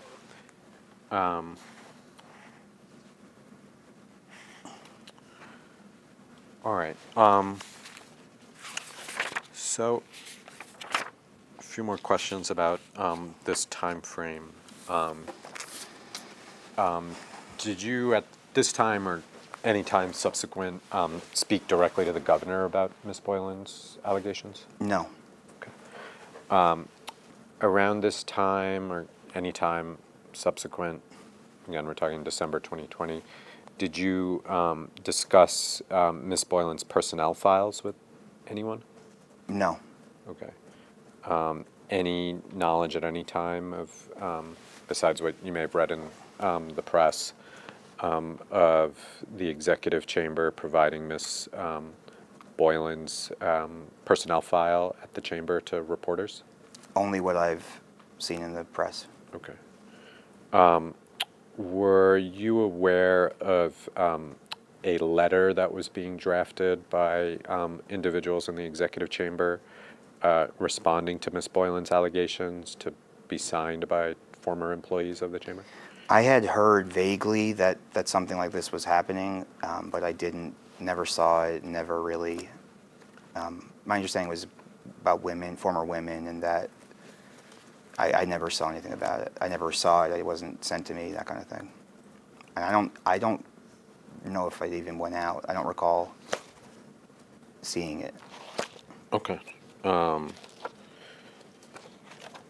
right. If you turn to tab 15, just want to confirm. 15? 15, yeah. Whether or not you've ever seen this letter or a draft of a similar letter.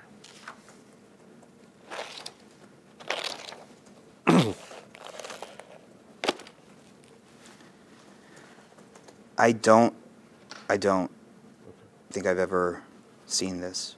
It's hard, honestly, because of so much of the things that were reported, and it's all kind of mushed together, but I do not have a recollection of ever seeing this letter. Okay. And you said you vaguely recall hearing about the letter, even though you never saw it? Yes. What do you recall about, who told you about the existence of a draft of this type of letter? If she had mentioned that there was she had heard that there was a letter going around. And who's...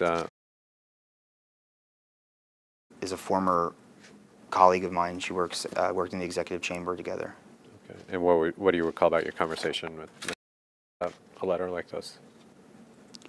I just recall that there was some type of letter mentioned. No, I don't recall specifically.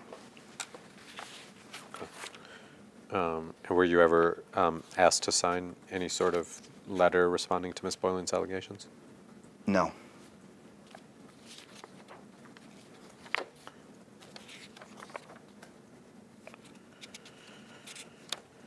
Okay. So, putting that aside, were you aware of any efforts around this time of anyone in the executive chamber to investigate whether or not Ms. Boylan's allegations were accurate? During which period? So I mean, just backing up, there are all these phone calls going on back and forth, and this December 2020 time period. And you said, various folks, including yourself, expressed skepticism or that you didn't credit the allegations. Do you know whether or not anyone was actually looking into the allegations? I don't. Did you do anything to yourself to verify whether Ms. Boylan's allegations were true or not? No.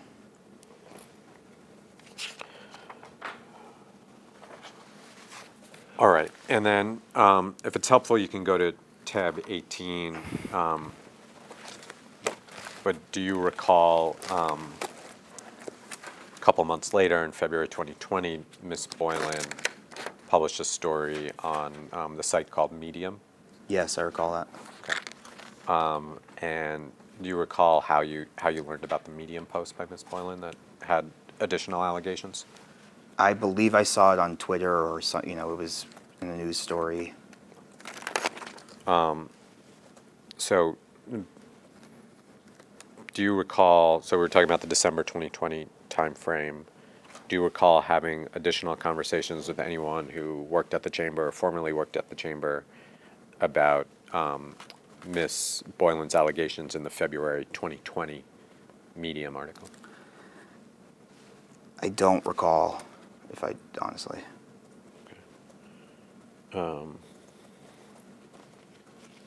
And do you recall being involved in any of the executive chamber's response to Ms. Boylan's complaints of sexual harassment by the governor after this Medium article was published by Ms. Boylan? Was I involved in anything with the executive chamber after the Medium post? I just want to make sure I'm getting it right. Yeah, so why don't we do it this way? So there's this, burst of activity in December 2020, okay? And you made some phone calls, and we saw the texts around the phone calls. Did that kind of die down in December, or did that activity continue into January? It died down after, after the initial, the initial conversations we already discussed. Okay. And so my question is after that died down, the activity around the December 2020 post by Ms. Boylan, did you get involved at any point later in the same types of efforts that happened in December 2020 to discuss, with Ms. DeRosa, Ms. Benton, others about reaching out to former employees or otherwise responding to additional allegations that were coming out? No, I did not do anything like that after this. Okay. And I understand you had some conversations, which we'll get to, with Ms. Benton and Ms. DeRosa, but what I'm trying to hone in on here is, efforts to reach out to former employees or other kind of affirmative reaction to new allegations. It was nothing after this Medium post. It was only the stuff that we talked about is what I recollect. Okay. Okay. So I want to turn away from Ms. Boylan for now and talk about Ms. Charlotte Bennett. Okay. All right. When did you first meet Ms. Bennett? When she started working in the executive chamber. Okay, and do you recall when that was approximately?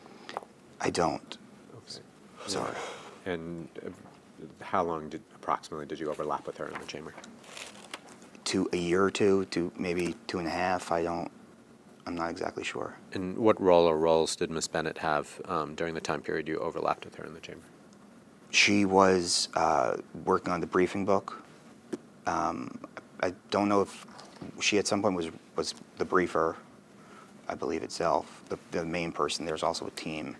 And I know that she was also sitting, helping Stephanie to staff the governor. And did you, during the time you overlapped with Ms. Bennett, did you personally observe interactions between her and the governor?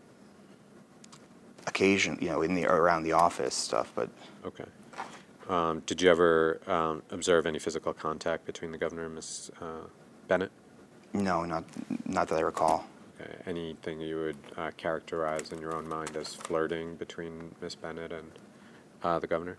Not that I recall. Okay. Did you ever talk to Ms. Bennett about her interactions with the governor? I'm sure I did. I talked to everybody about Okay. that. In any conversations you recall where Ms. Bennett reported, an interaction with the governor that she thought was upsetting or potentially inappropriate? Nothing comes to mind right now as I sit here. I don't recall a specific. It may have, she may have had a bad day. Something may have. I don't, and we may have spoken about it. I don't know. Okay, so it's possible you had a conversation with Ms. Bennett where she was upset, it sounds like. Yes, nothing. No mention of anything related to sexual harassment or anything harassment, anything other than just a bad day, in the office. Okay. And from your observations, what did you take away, or how would you describe Ms. Bennett's relationship with the governor? That it was positive. That they worked together well. Okay. And did you ever speak to the governor about any of his interactions with Ms. Bennett? No, not that I recall. Okay. And how about anyone else in the chamber about the relationship or any notable interactions between Ms. Bennett and the governor? I don't. It's possible, as she was, staffing him day to day, that I may have had a conversation with about something that may have happened that day, but nothing that I recall. Okay. What was your relationship with Ms. Bennett? How would you describe it? Collegial, friendly. I walked past her every day when I would walk into the office, to my office.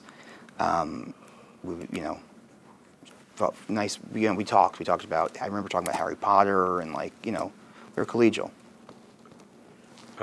Did you ever observe the governor asking her to sing in the office? Does that ring any bells? No, I don't have a recollection of that. All right. If we go to tab 8. 8? 8, yeah.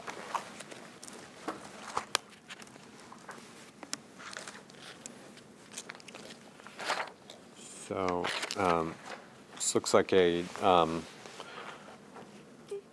long text chain. I'll direct you in a minute, but it looks like a text chain between you and Ms. Walsh in August of 2019. Do you see that? Yes. Okay. And then if you go to 146 is at the bottom. Okay. And do you see at the bottom, it looks like you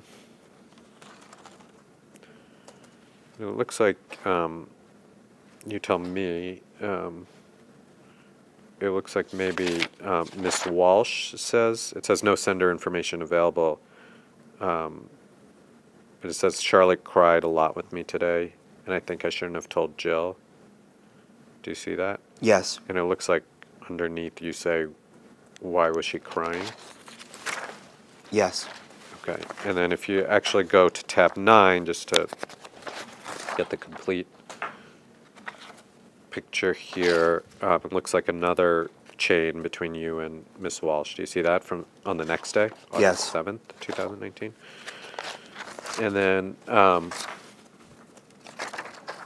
it looks like you ask at the bottom of 178, so what happened with Charlotte? Do you see that? Yes. And again, it says no sender information available.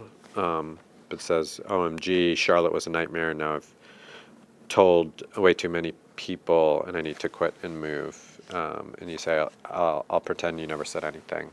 Do you see that? Yes, I see that. Okay. Do you recall this exchange or series of exchanges with Miss Walsh? No, I do not. Okay. You recall any instance of Miss Bennett coming to you crying about something that had happened at work or otherwise? I don't have a specific recollection of it. Okay. Any recollection of Miss Walsh telling you about Miss Bennett coming to her and crying about an incident at work? No, I mean, I see the text messages, but no, I don't have a recollection of it. Okay.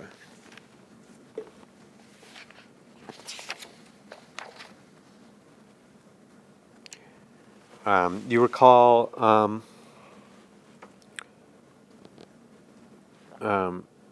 Miss Learning, but before Miss Bennett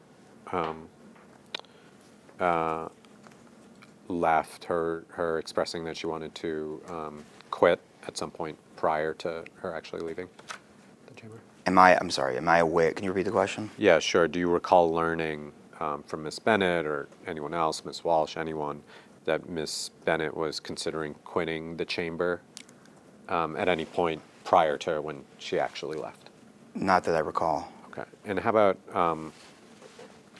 about conversations with Miss Walsh where the two of you were discussing whether you wanted to quit the chamber? Do you recall discussions like that?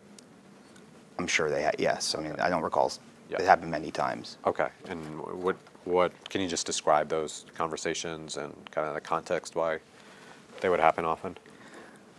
Because, I mean, it was just something that we said, frankly, when, like, didn't want to work, or we didn't want something happen that, you know, was going to be difficult to deal with, or it was just something, you know, that we said. You and Miss Walsh? Yeah. All right.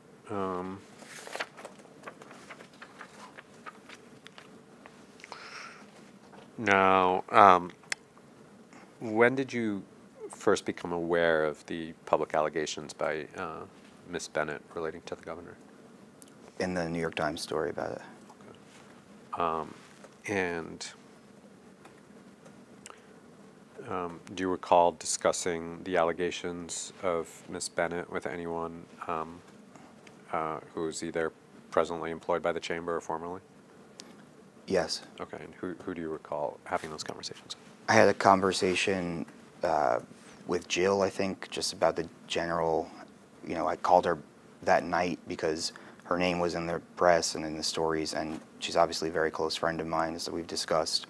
And I knew that, you know, she's someone who does not like her name out there in public, period. She's a very private person. So having her name in the press is going to be an upsetting thing. So I spoke to her about that. I wanted she was, you know, make sure she was okay, and, you know, and that was the base of the conversation. And did Ms. DeRosa in that conversation discuss one way or the other whether she was previously aware of Ms. Bennett's allegations before the New York Times article? I don't, I believe so, but I don't recall the specifics of it. I think, you know, yeah, I don't recall the specific conversation. Okay. No, you know, what was said exactly. All right. And if we go to tab 22.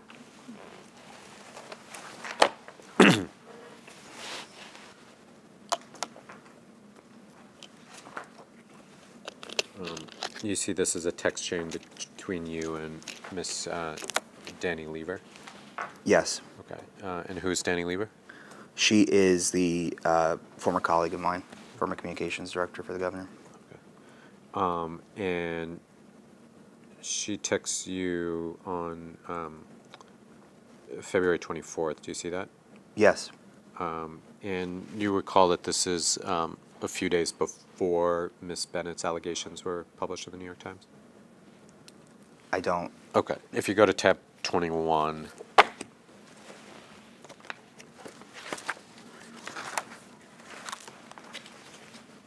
you see the, you recognize this as the article that Miss Bennett's allegations were first published?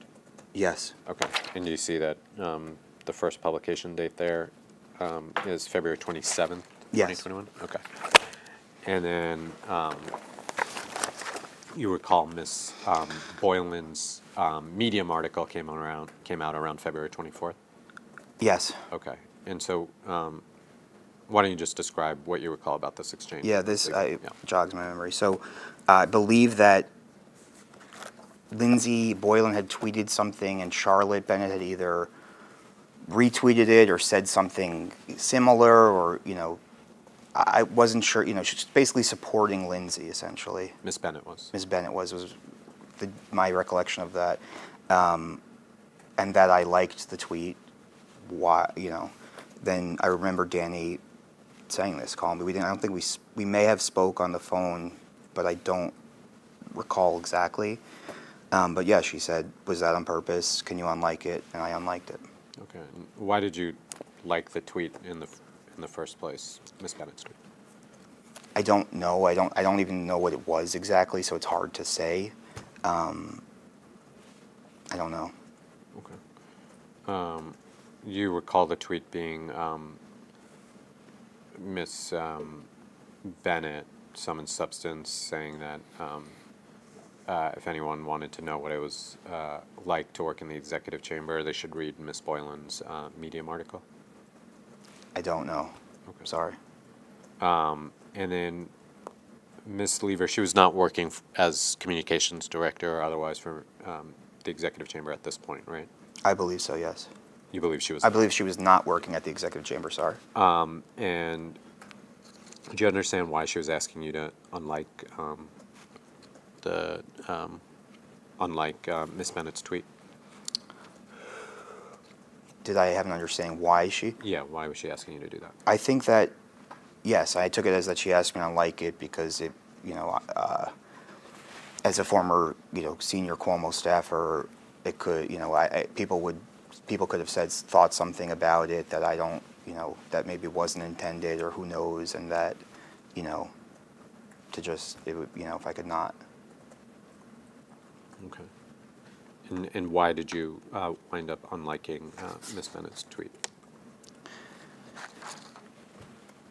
Again, it goes back to what we were talking about earlier with the phone calls. I didn't want to, I didn't want to kind of have an issue similar to what we discussed earlier. Okay. And that was, you didn't want to get ostracized by... Yeah, by I wanted to, yes, I wanted to keep, yeah. Okay. You wanted to keep what? I wanted to keep my relationships with people that I, some of them love and work closely with and am friends with, were friends with. Okay. And that include keeping your relationship with the governor? Yes. As well? Okay. All right. All right. And just to be clear, because I think the transcript got a little garbled, I think you said you didn't want to be ostracized by the executive chamber if you didn't unlike the tweet. Is that fair? Yeah, I mean, what I mean by that is the Cuomo world. It's that same universe, the Cuomo land, call it.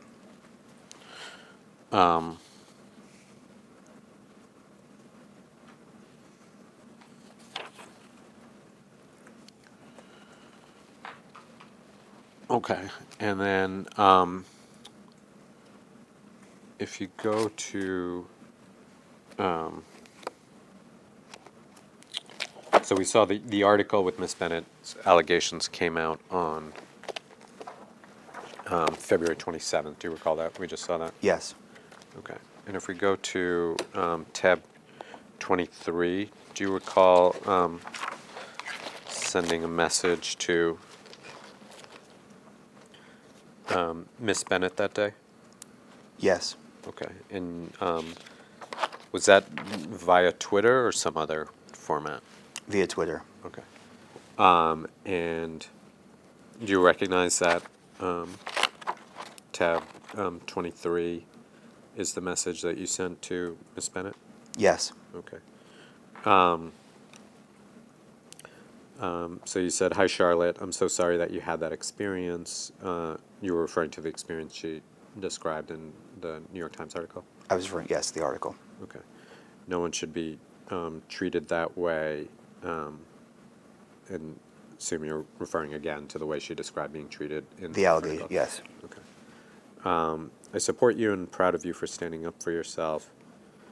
I always thought and still do think that you are incredibly smart, hardworking, and were a great employee. Great colleague, sorry. I always remember when I walked past your desk, you always had a smile and were such a bright spot in such a difficult environment. What did you mean by such a difficult environment? It was a high stakes, high stress, very slim margin for error environment. Okay. It made a difference to me when I was having a very difficult time. I always appreciated you. What did you mean by when you were having a difficult time? I mean that I was going through a personal thing, hard time. I wasn't, and yeah, and I was still working, and I, was not happy. And then you say, I'm so sorry that you have to go through this. I support you. I believe you. And I'm so upset and disappointed that you were treated this way. Do you see that? Yes. Okay. And so did you believe Miss Bennett's allegations when you saw them in the New York Times article? I believed that she has no reason to not tell the truth in this circumstance. And the fact that it was written and the fact that it was published and all of that, there had to have been some type of weight to it. It had to be something, someone had to vetted it, I thought, to some degree. And it was an emotional reaction. I'm not sure what time it exactly was, but I remember being very shortly after I read the story, and as I said, consider Charlotte a friend. I thought she was a great colleague, and I was very upset to read that. And do you still believe her allegations? I still believe that she has no reason to lie. I don't know. I wasn't there, and I think that the governor has said publicly that these aren't true, and that facts will come out and we'll read it, and I would like to see what that says, what the facts are. Okay.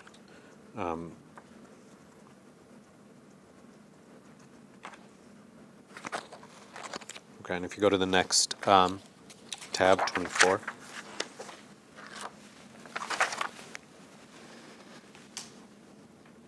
You recognize that as Ms. Bennett's response to your message on the 27th, and then you responded as well? Yes.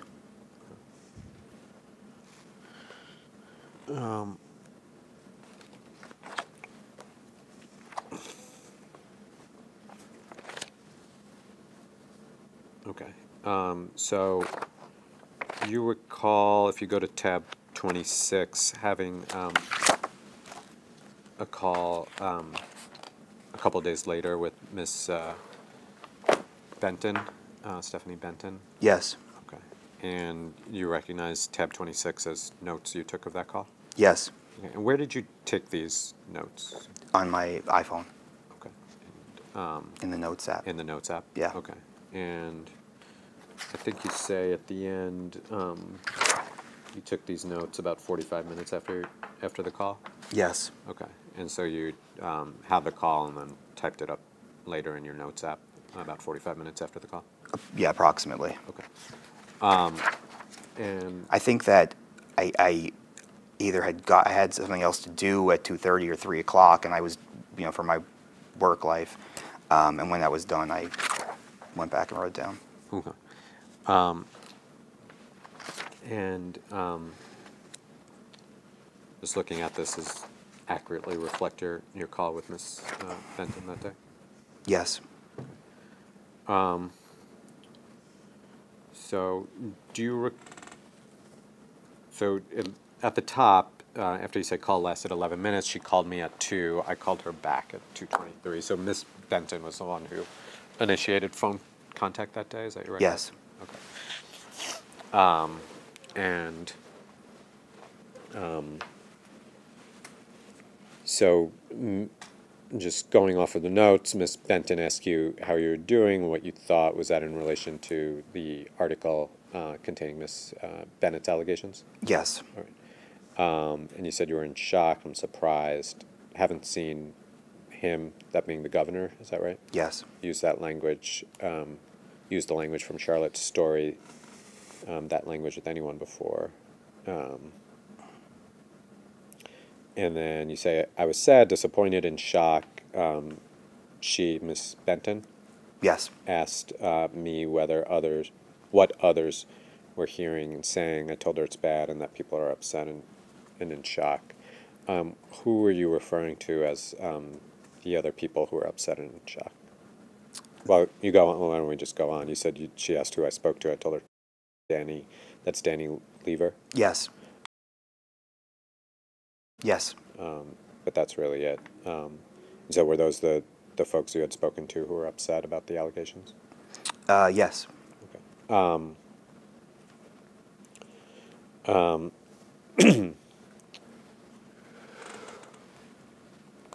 All right, and then a couple sentences down, do you see it? I said I am not involved. I didn't see anything or hear anything that sounded close to Charlotte Bennett's story, but I believe Charlotte, and I can't believe he could be that stupid.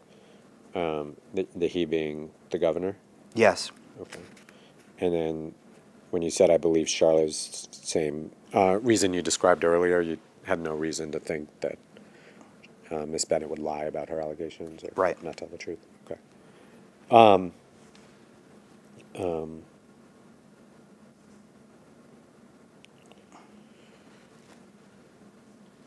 right, and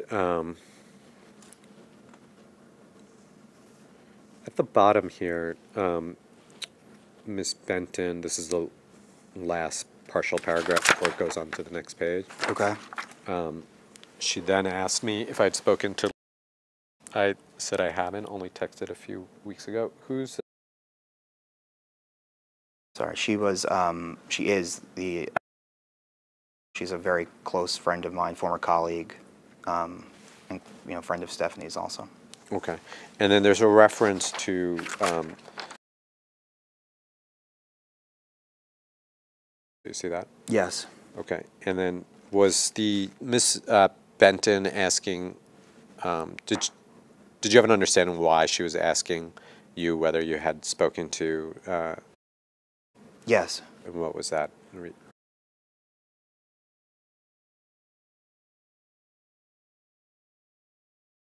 Okay, so it didn't have anything to do with Miss Bennett's allegations. Right.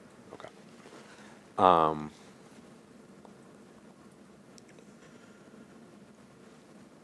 Okay.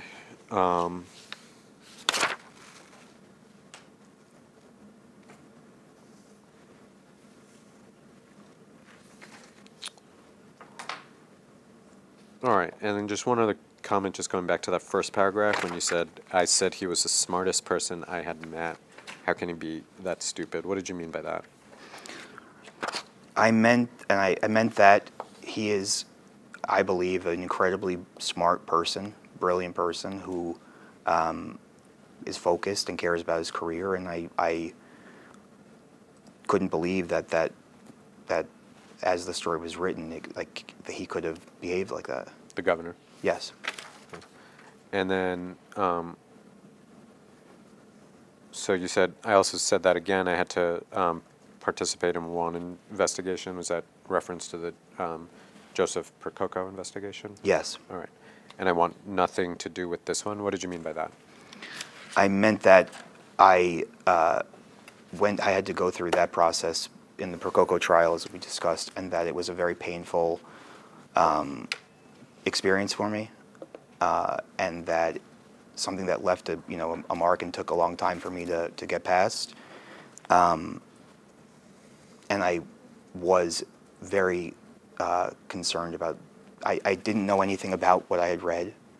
I didn't know anything about any other allegations, and I wanted to be. I didn't want to have anything. I didn't want to have to be in a room like this. Okay. And did you have the same? You described a couple of times earlier that you had a fear of being ostracized by Cuomo land. I think is how you last described it. Did you have the same fear that if you participated in this investigation that you could potentially be ostracized by the executive chamber and the Cuomo land, as you described it? No, it wasn't really. I don't know. It's hard. I don't know if there was a. It's hard to say. I believe yes that that could have been there, but I don't know. It wasn't really about that. It was more about I am disgusted by the allegations, and don't know anything about it. Okay. Okay.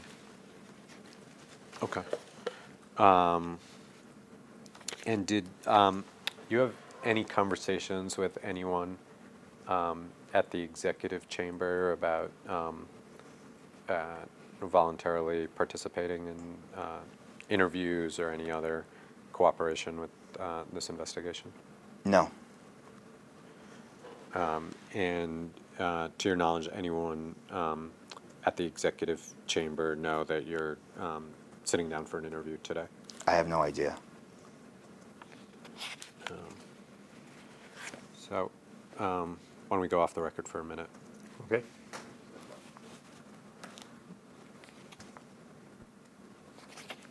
Time's 11:57 a.m. Concludes media at 2. Off the record.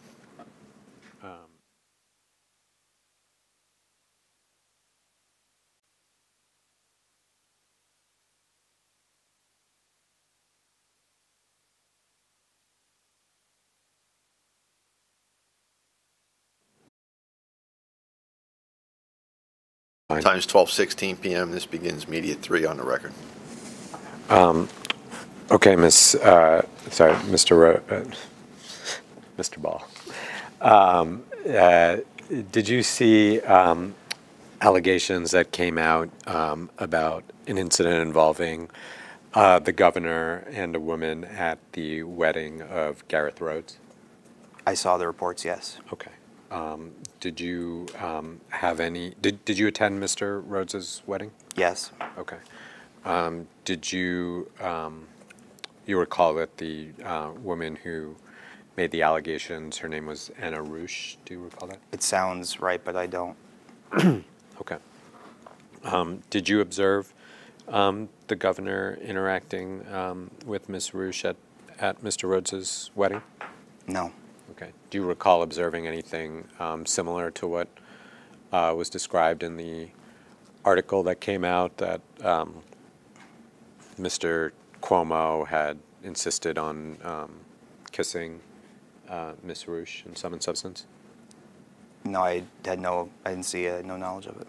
Okay. So no firsthand knowledge of those allegations? Correct. Did you discuss those allegations about that incident at Mr. Rhodes's wedding with anyone at the executive chamber or formerly of the executive chamber? I think I spoke briefly to Gareth Rhodes about it. Again, it was about him. He's a good friend of mine. Okay. And what do you recall about that conversation with Mr. Rhodes? He was upset, and he was trying to, he was like just confused. He was in a hard spot. Any other conversations you recall with anyone who worked at the chamber or formerly with the chamber about that allegation at Mr. Rhodes's wedding? No. Okay. Do you know Karen Hinton? Yes. How do you know Karen Hinton? She is Mayor de Blasio's former press secretary. She also is Howard Glazer, who used to be the governor's director of state operations, his wife. And that's how I know her. Okay. And do you recall Ms. Hinton making allegations that ultimately came out publicly? Just what I saw in the press. In the press, okay. And did you discuss Ms. Hinton's allegations with anyone? No, not that I recall. Okay, if you go to tab 28.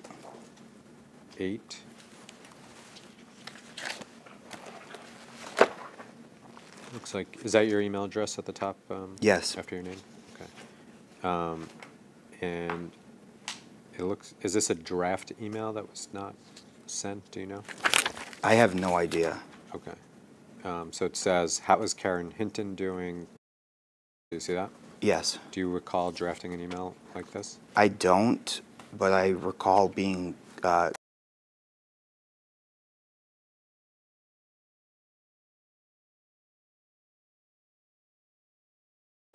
Okay. and I don't know, but Okay. but I don't know when this was from or. Okay. So you don't recall any recollection of this relating to her allegations? No. All right.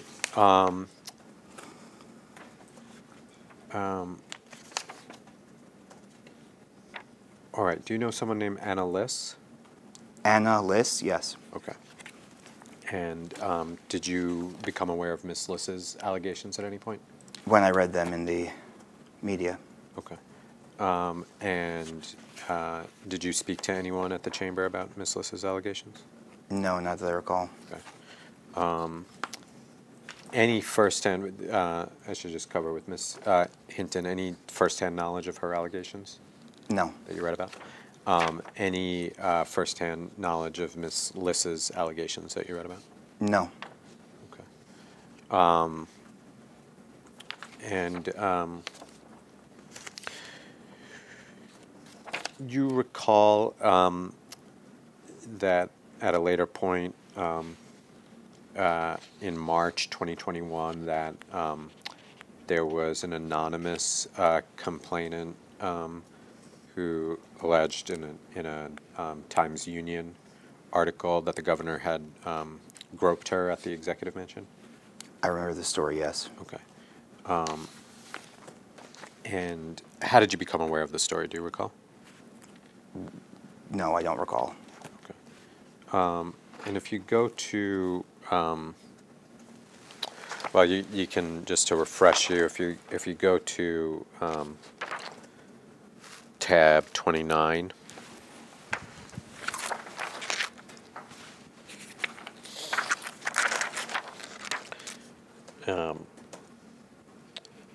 You recognize this as the Times Union article where a female aide to the governor alleges he aggressively groped her in a sexually charged manner? Yes. Okay. And you see the date, if you look at the first page, it's March 10th, 2021? Yes. Okay.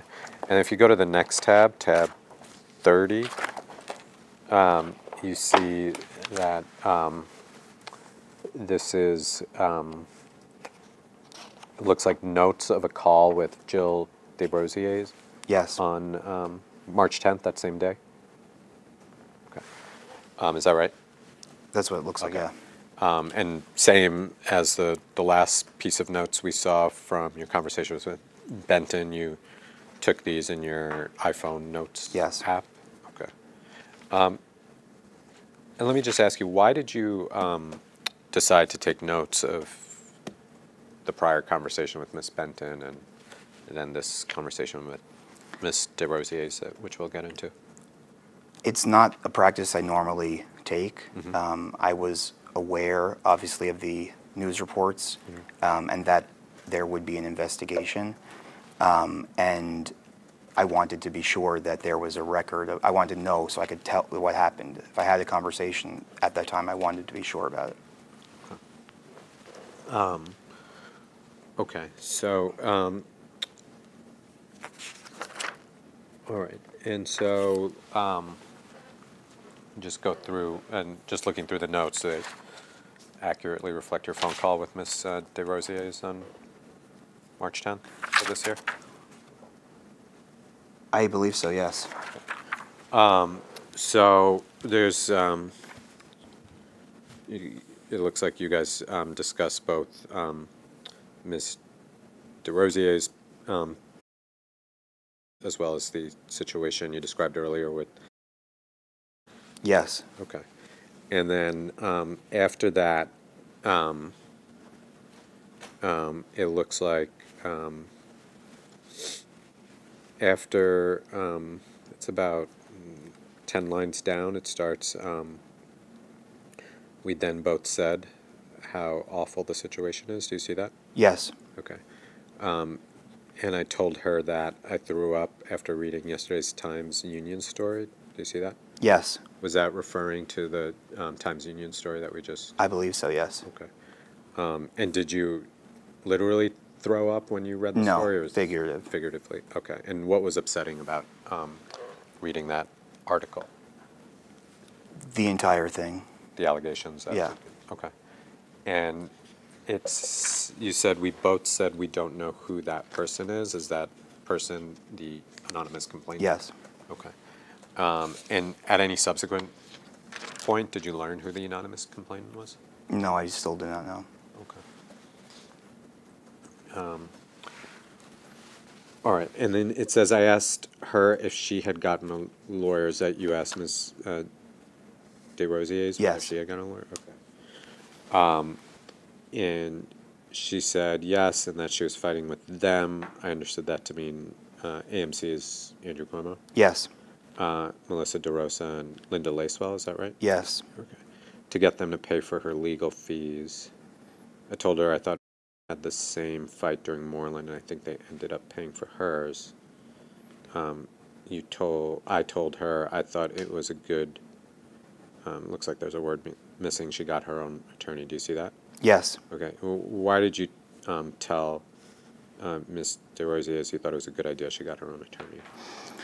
As we discussed earlier, I was involved in the previous Joseph Prococo trial. I had legal representation provided by the executive chamber. They did a fantastic job and were great with me, but it was clear that they were serving two masters, to use an expression, and that they were the executive chamber's lawyer also and my lawyer. So they, and those competing, there weren't, but potentially there could be a situation where, and I wanted to make sure she was getting the best protection for herself. In terms of, lawyer, when I mean protection, I mean, she's taking care of herself. And then you said, in these notes, I said to her that I assumed he has told you what to say to quote them. What did you mean by that? I assume her lawyer told her how to deal with, them being the chamber, how to talk to them, what she should say, what she should not say, those kind of things. Okay. If she should talk to them at all, I have no idea, whatever lawyers say. Okay. So when you say I said to her that I assumed he has told you what to say with them, that he is Miss DeRosa's attorney? Yes. Okay. Okay.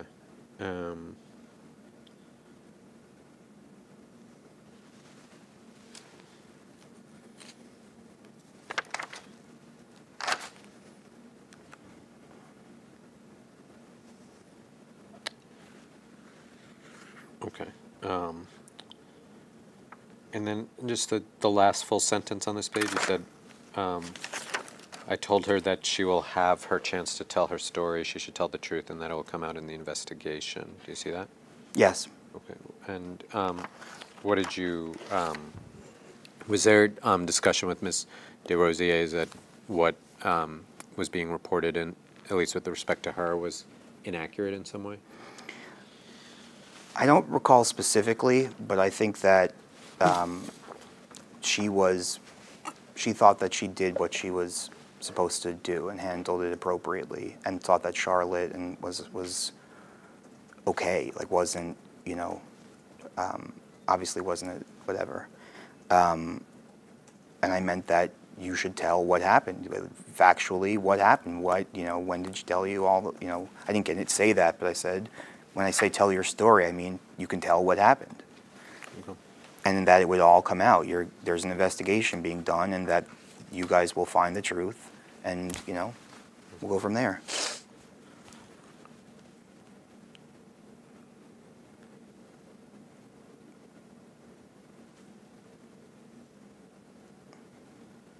Okay. All right. Do you recall previously telling us that, whether in this conversation or another with Ms. DeRosa, that she had to be careful because the chamber might, quote, screw her if they could, in connection with the investigation? It sounds like something similar to the why I thought she should get her own attorney. Okay.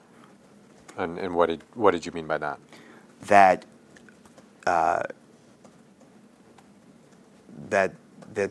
they might not have her best interest in mind every chance they get. And You recall telling us that you told Ms. DeRosa that the governor was going to protect himself, and if there was anyone that could be offered as a sacrificial lamb, the governor would do so?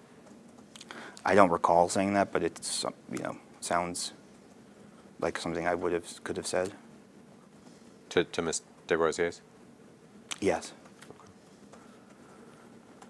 All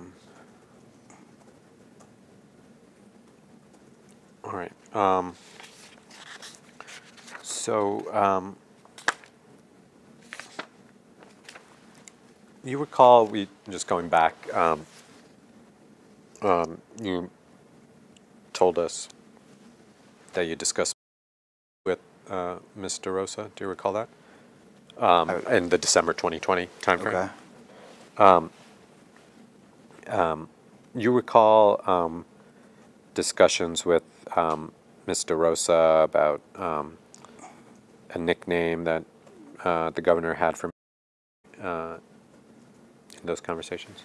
Sponge. Okay. And what do you recall about the conversations with Ms. DeRosa about the Sponge nickname in that time frame? I believe that when she had, we were talking about the people and, that conversation, and Caitlin came up, and I believe I said, "Oh, Sponge," and she was like, "What is?" She had no, she didn't remember, didn't know, and I explained that was the nickname, that was her nickname around the office. Okay. Was that a nickname that the governor had given her? Do you recall? I believe so, yes. And did you ever observe any interactions that you recall between and the governor that stand out in your mind? No.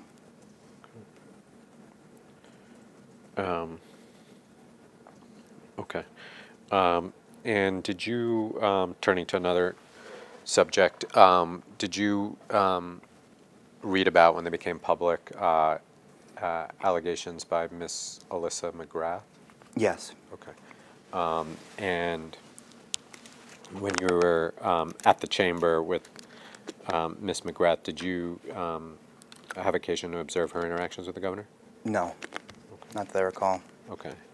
Did you ever hear about or recall observing any interactions between Miss McGrath and the governor that you thought were inappropriate in the workplace? No, I don't have a recollection of them ever Interacting. Okay. Okay. Other than the ones we've gone through just now, are you aware of any other potential or actual allegations of sexual harassment against the governor? No, just what's been reported. Okay. All right. So I want to take a step back and just ask you, how would you describe the generally the work culture at the executive chamber? You've, I think, touched on this, but just to ask you more directly. It was a hard-working place where we were results-oriented and mission-driven, and it worked hard. And that, it was expected to work hard, and there was pressure to deliver. And we saw the tweets by Ms. Boylan and some of the allegations in the newspaper articles. Would you agree that at times to the description that the work environment at the chamber was a toxic work environment? I don't know if I would accept the characterization of toxic, but I think that it was a challenging work environment, for sure. And how would you describe the governor's management style? Hands-on. And in what ways was the governor hands-on? He had no problem diving into the details on a specific issue, on a specific project, and would pay attention to all those things and keep track of all of them. Okay. And do you ever observe the governor treating senior staff in a way that you thought was inappropriate in any way? I thought that he was very hard on us at times. In which ways was the governor hard at times? I think that there could, I don't recall exactly, right? There were a lot of conversations and, meetings. But situations where we couldn't do, that was all we did the best we could, or it was, things like that were out of our control, that were obviously frustrating and a problem or something that had to be dealt with, that, we couldn't, just that type of, stuff that you constantly had to be on top of your game, and that if you weren't, he would let you know. Okay. And generally, how did the senior staff treat each other and the more junior staffers? Were they also hard on other people who worked within the chamber? It was a very collegial environment. That being said, as I've said, it was incredibly high pressure and high stakes, and I think that people reacted with their emotions at times, and yeah. Okay. Do you recall ever personally yelling at another senior staff member or a junior staffer when you worked there? I don't have any specific recollection of it, but it's possible. You ever recall cursing at other staff? I don't, not at someone like that, no. Okay. Do you recall anyone else ever cursing at staff members? It's possible, but I don't recall it. Do you recall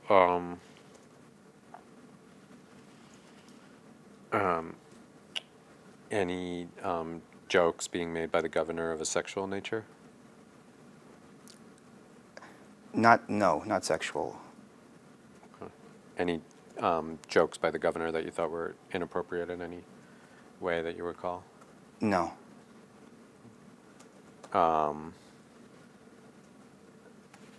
Anything you observed in the workplace that you would characterize as bullying or abusive behavior by staff to other staff members? Not specifically, but I think that there was a culture of getting it done regardless of what it took. In terms of pushing, everyone was pushing each other, and it all rolled, uphill, downhill.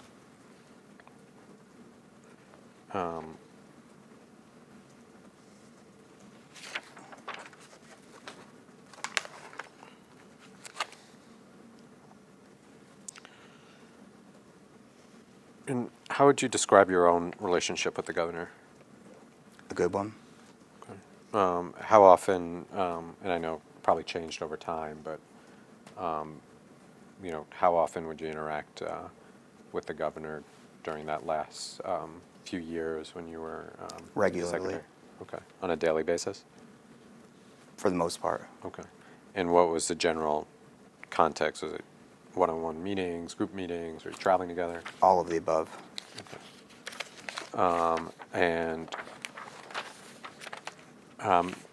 Did you socialize together outside of work? Yes. Okay. In what context would you socialize with the governor? We had dinner. We've come to drinks. We've had drinks together. Well, he doesn't drink, but I drink. Things like that. Yeah. I went on his boat. He took me on a boat one time. Okay. And do you recall, you told us previously that sometimes you'd engage in what you described as man-to-man locker room talk with the governor? Yes. Okay. And what do you recall about those locker room talk conversations with the governor? That just that I would talk about my personal life, I would, we would talk about just things that might, things were going on, relationships I had, dates, and that, that was really, that was it. Okay. And you recall telling us about one conversation you had with the governor about a relationship not going well, and the governor making a joke in response? I think so. Okay. And what do you recall about that? Something about that, like,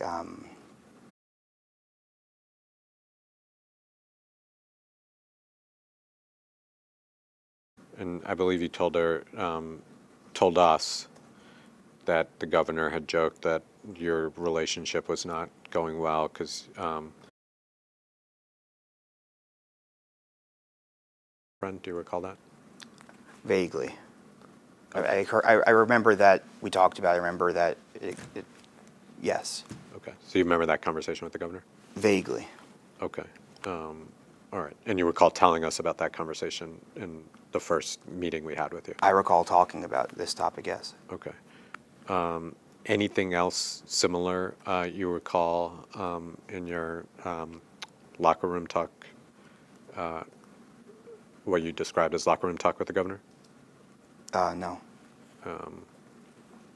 Anyone else that was around besides you and the governor when you engaged in what you described as locker room talk? I don't know. I mean, when locker room talk, I don't know what that means exactly. But no, there was no one else around when we were having personal conversations. Okay. I think or what I understand is that you had used the word, the phrase locker room talk. What do you understand that phrase to mean? I understand it to mean that how men talk to each other in private in the locker room. Okay. And that includes conversations of a sexual nature? Potentially, yeah. Okay. And other than what you just described, any other specific conversations that you recall that fall within your understanding or definition of locker room talk with the governor? No, not that I recall. Okay. And you ever recall hearing about the governor having similar conversations with anyone else who worked for the executive chamber? No. Well, I know that he had personal conversations. He knew about people's lives. He knew about, but I don't recall anything. I don't know of anything of what we talked about previously. Okay. And so it's fair to say from time to time you had conversations with the governor about your personal romantic relationships, is that? Infrequently, but it happened. Okay. And did the governor ever share with you anything about his own personal relationships? No.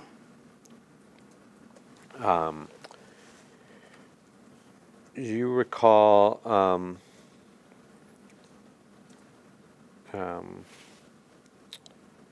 any other times other than the one you described where the governor asked you about your sex life? Not that I recall. Okay.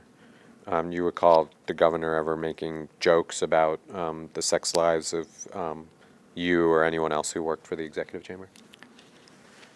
No, not that I recall. No jokes about people's sex lives. Any other comments about the sex lives of people who worked at the executive chamber? No, not that I recall. You recall the governor commenting about you and about being potential good or being romantically compatible? Yes. And what do you recall about that? That and I we're good friends, are good friends. We got along really well, and it was just like a fun joke that kind of we played, and we all played together on. Okay. And that was a joke that the governor made on occasion? It was something that we all made. Including the governor? I believe so, yes. Okay. And did that make you feel uncomfortable in any way? No.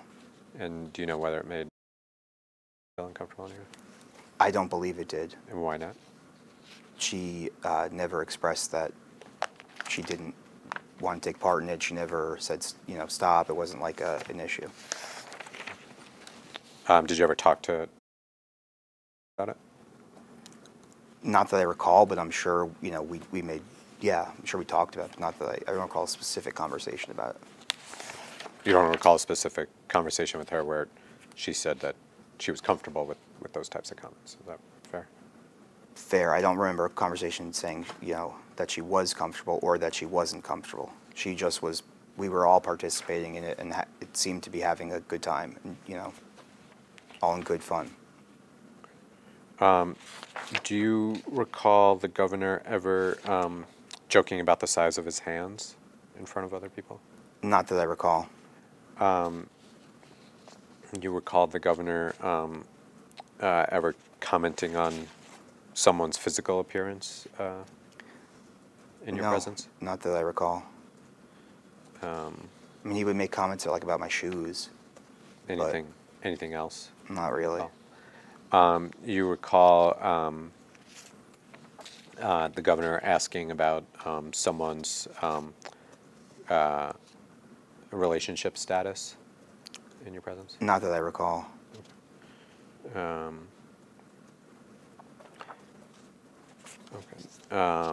Do you ever recall the governor, from your observations? We asked, I think, about a couple of folks, Ms. Bennett and Ms. Boylan, but now more broadly. Do you recall ever observing, what you considered to be flirting between the governor and a member of the executive chamber staff or another state employee? No, I don't. No, I wouldn't characterize it as flirting. No. Okay. How about?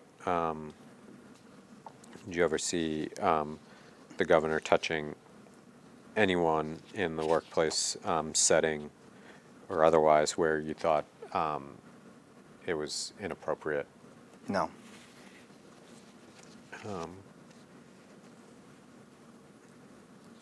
Nope. Did you ever see the governor curse at anyone? I believe so, yes. Okay. In what sort of context did you see the governor curse at someone? I don't remember specifically, but, he's a human being just like all of us, and we all, many of us, I'll speak for myself, I curse in conversation at times, and, You recall ever observing the governor threatening anyone? No. Okay.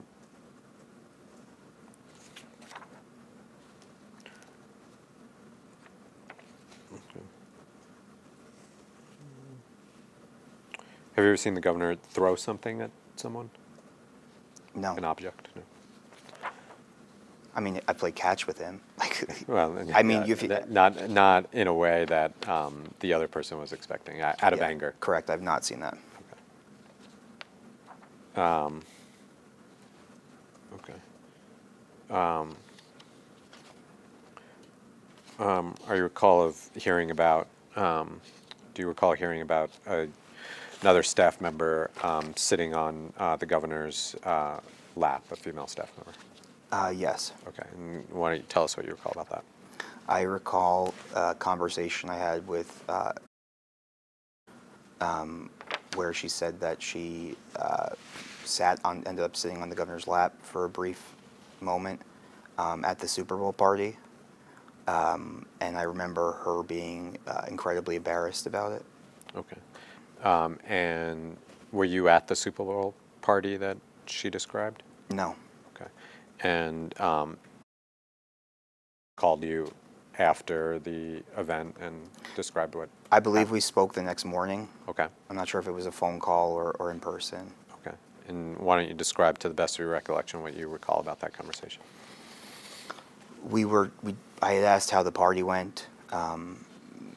She said it went well. We talked about kind of who was there, what kind of was going on, and it was nothing really memorable. And then she said that she ended up somehow, I don't recall exactly how, but she was sitting on the governor's lap, and she was upset about it, and she was worried, kind of, who saw, if I'd heard anything about it, like that kind of thing. Okay. And do you recall what she said about why she was upset about that circumstance? I think I think she was upset that her colleagues saw her in that position, and I think it was just an embarrassing. She was just embarrassed in general by it, but I don't know. Okay. Did you recall discussing that incident involving with anyone besides? Not that I recall. Okay, so you didn't discuss it with the governor? No. Okay.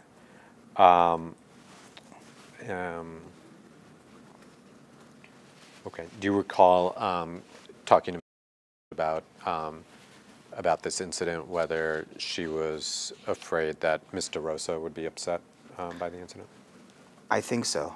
Okay. What do you recall about that? I think that it was part of the whole thing of embarrassment of was she going to have was it a problem? Is it, that kind of thing, Okay. and was Melissa going to be mad at her or did some that kind of thing? And at that point, Ms. DeRosa was senior to Ms. DeRosa. Strike that. Ms. DeRosa was senior to the executive chamber. Yes. And reported up to Ms. DeRosa ultimately. Ultimately, everyone reported up to her.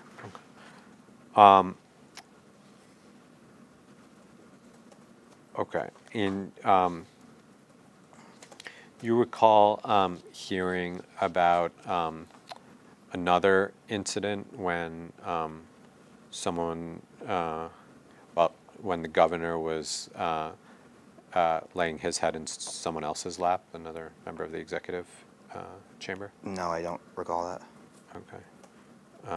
You don't recall hearing something about the governor and lying in a couch together in New York City? Vaguely. Okay. What do you recall about that? That was there were rumors, anything was out there, and that was something that I don't know who, but somehow it got started, and it was something that was out there. Okay. And did you ever talk to Melissa about it that you recall? Not that specifically. Anything more generally about the relationship between the governor and Yes. Okay. And when was that conversation or conversations, and what do you recall? I don't recall the exact date. Sometime in 2018, 17, 18, I think. But I remember calling me. I was home, and she asked to meet me for a drink. So I did. I lived, I was close by to where she was. And we talked, and she asked me, is there a rumor out there about me? And I said yes. And she said, what? And I told her what the rumor was. And she vehemently denied it and was upset and discussed that. Okay. And the rumor, was it the specific rumor related to the governor and lying in a couch together, or? Yes, that they were having a relationship. Okay. And do you recall discussing that rumor with again once the allegations started coming out in December 2020 by Ms. Boylan and others? No. Were you aware of any other rumors of a romantic relationship between the governor and any other members of the executive chamber staff? No.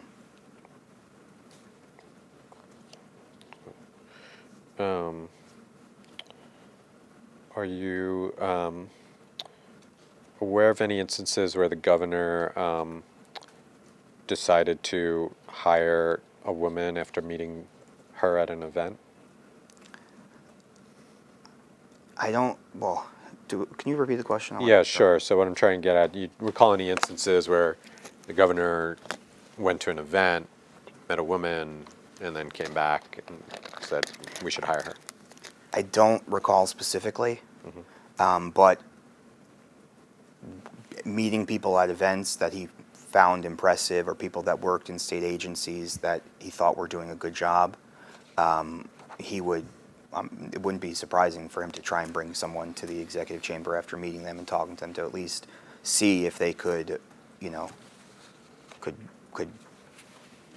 it would work out, if they could run at that speed, for lack of a better term. Okay.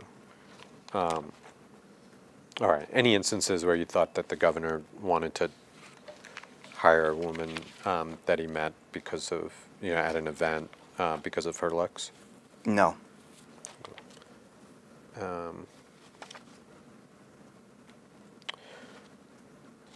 So why don't you describe how you ultimately, just turning to another subject, you ultimately decided to leave the executive chamber, and that thought process and how it actually played out? So I worked at the chamber for a long time, obviously, and had a great experience. I started to think about leaving around the time of the Joe Percoco trial. That, again, as I've said, was really difficult for me, and I wasn't sure if I wanted to work in politics anymore, or I didn't know what I wanted to do, right? So I was, you know, thinking about, should I go back to school? You know, can I work at another agency? Should I just go into the private sector? Like, what, you know? And so then ultimately, you know, the election was, we were up to 2018, right? Because the trial didn't finish, I think, until 2018 early. And then we were in an election year, and you know, it wasn't right to leave in an election year, and I felt like I had a responsibility, and I made a commitment to the governor and also to the rest of the team, and I thought that it wouldn't be appropriate to leave right before you know, a very important year. So then the election happened, and you know, as we were getting towards the November election date, I, you know, started to really think about what I wanted to do. Should I go work at? And I knew I wanted to stay in public service at that point. It's still something that I'm very passionate about and I believe in. So I wanted to see if there was another avenue that I could you know, pursue that career. And so, you know, I started talking to folks and, you know, trying to figure it out. And ultimately it didn't work out, and I went to the private sector. And I left because I was tired, I was burnt out. You know, it was a lot. I was working 24/7 for almost 10 years in a row, barely taking vacation. So I just needed to a break. I needed to not be doing this for some time. Okay.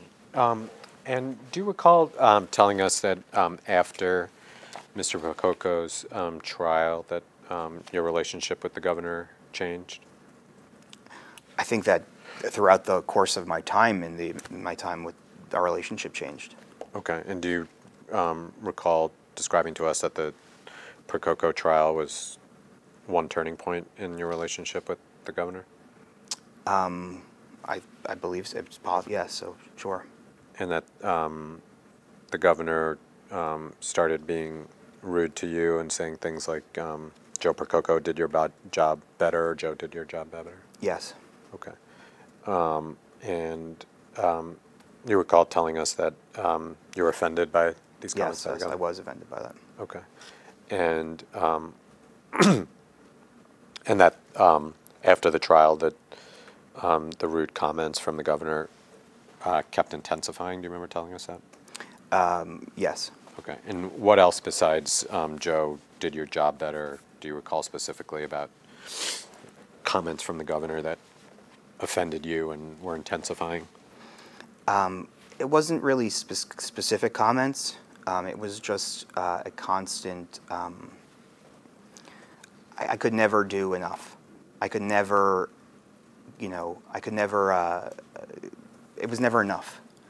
And, you know, it was just, it came across in many different ways. And I didn't enjoy that, obviously. Okay. And you recall the governor told us on at least one occasion, called you. Do you recall that? I thought that it's possible. I don't. Do you recall the governor calling you? Not specifically, but it's possible. Okay. Do you recall any particular insulting language that the governor used towards you besides Joe did your job better? It was like, you know,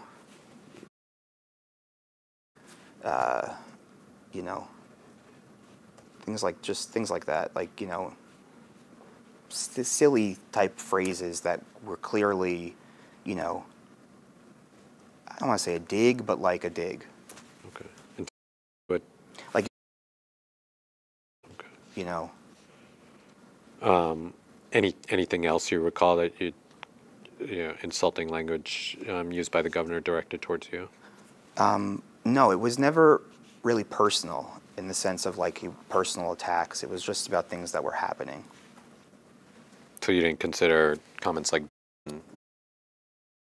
to be personal attacks, just about what was happening? Sometimes, but for the most part, yeah, it was just his reaction to something that, you know, again, was out of my control, and it was just a reaction that I don't think he believes that I don't think he believes that I know him well enough to know what, you know, what it was. And okay. Anything else you recall besides? Just things like that. Did you think we're at 1 o'clock? Do we want to go off the record for a couple of minutes? Sure.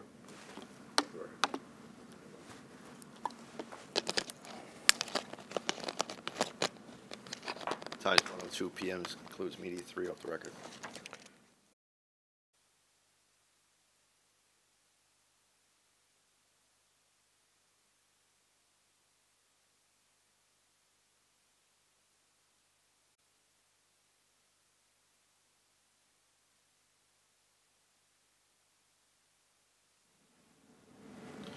Time is 1:12 p.m. This begins media 5 on the record.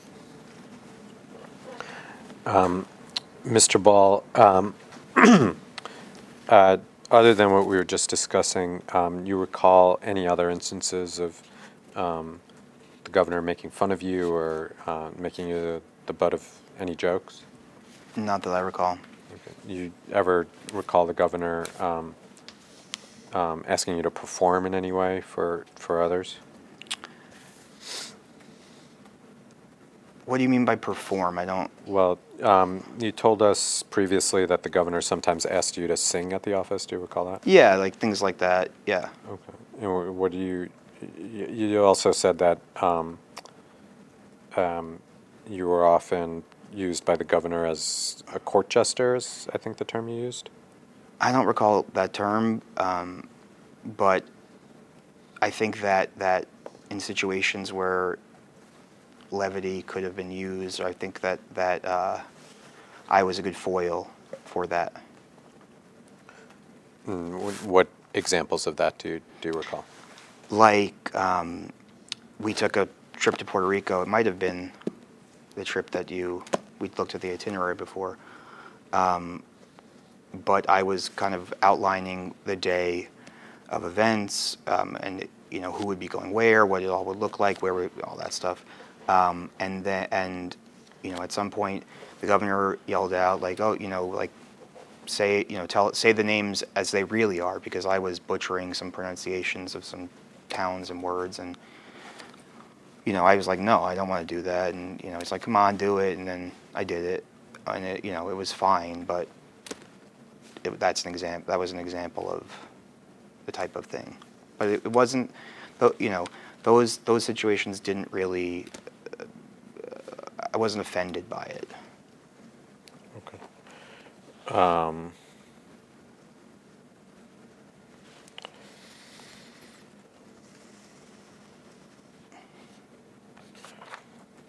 Okay. And do you recall ever observing the governor making others besides yourself, you know, perform in the ways you just described?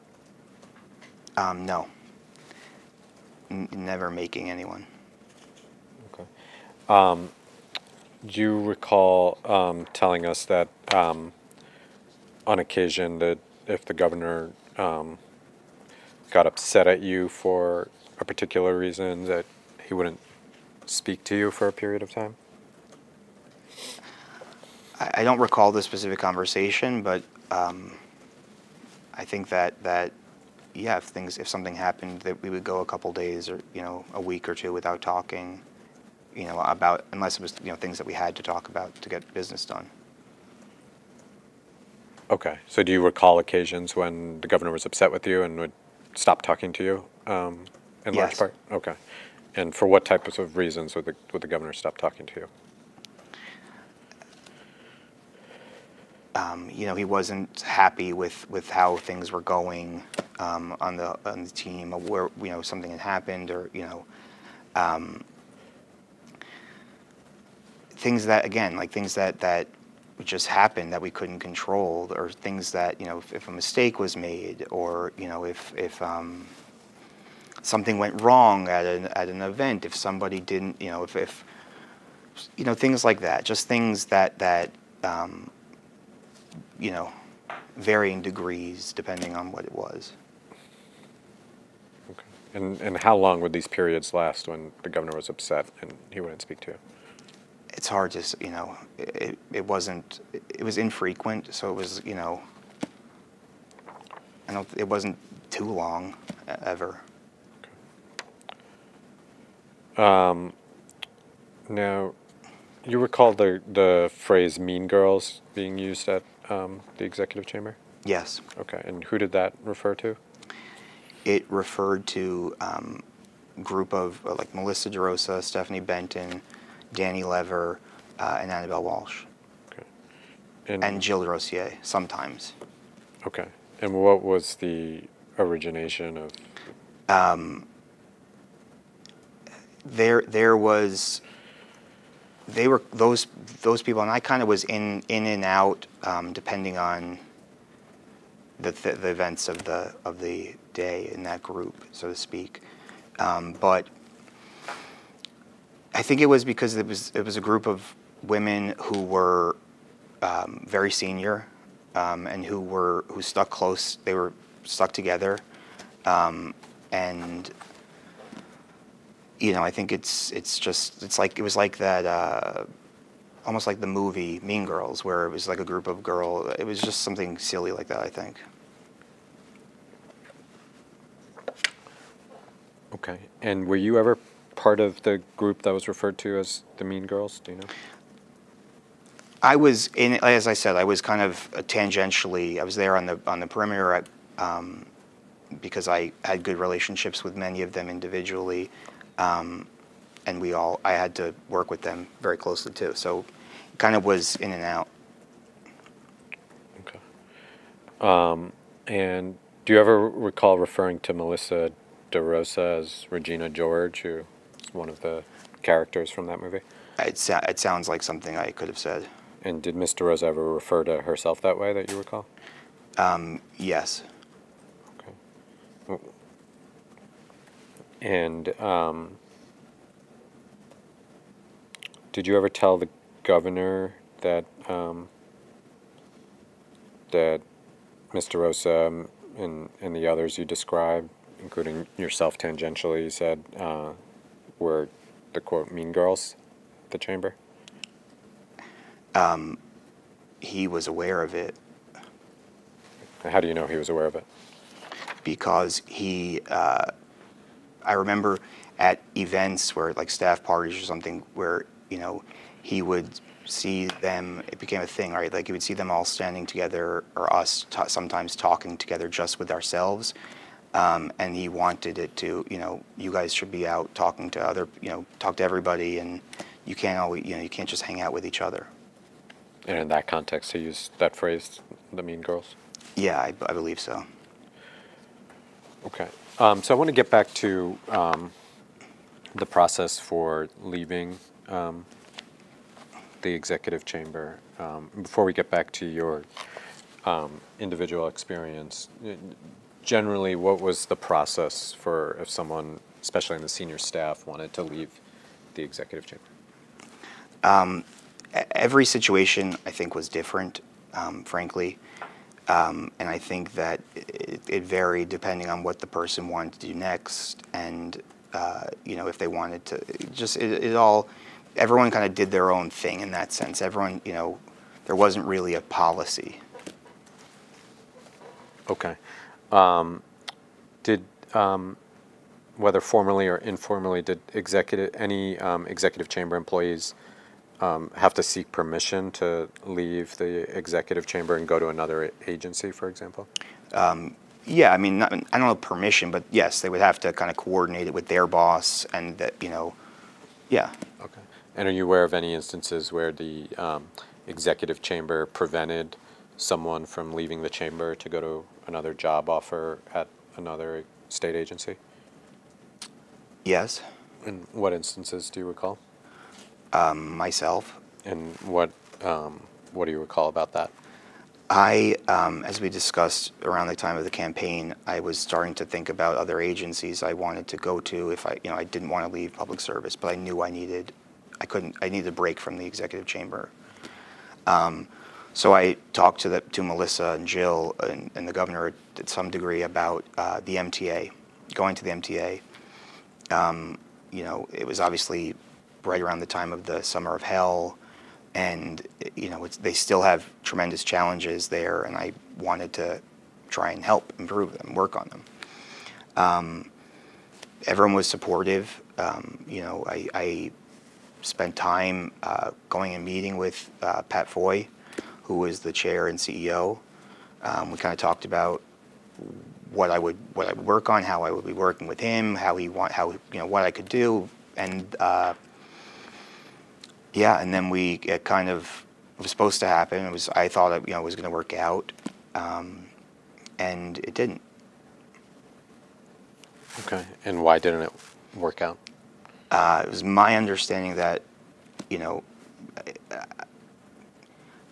Melissa, the governor, writ large, they didn't. If I was going to be working there, right, they wanted me to be working in the chamber still with them. Okay, and what, if anything, was your understanding that Ms. DeRosa, focusing on her, did to prevent your new position from working out? I think that I don't know, but I'm sure it just, she called Pat Foy and said, it's not going to happen. He's not going to the MTA. But I don't know definitively. Okay. Why do you have that understanding or belief? I don't know why else it wouldn't have happened. Okay. And how about, did you have an understanding of what the governor did, if anything, to prevent you from getting? I don't know what his specific actions were. No. Okay. And this was around 2018, you said? 2018 going into 2019. Okay. And do you recall telling us that the governor was upset that you had tried to leave around that time frame? I don't recall saying that, but... Do you recall the governor being upset that you had tried to secure another position? I think not in that. He was upset that I wanted to leave, okay. And he did not want me to. He wanted me to continue working with him. This was around the same time frame. Yeah. End of 18, early 19. Yeah. Okay. All right. And did you ever have a conversation with the governor about the position that you wanted to switch over to at the MTA? Not a specific conversation about, no. Okay.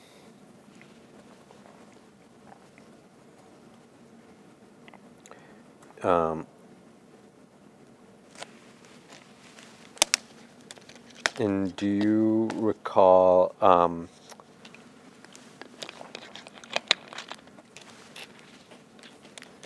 Ms. DeRosa at any point trying to help you get the position at the MTA?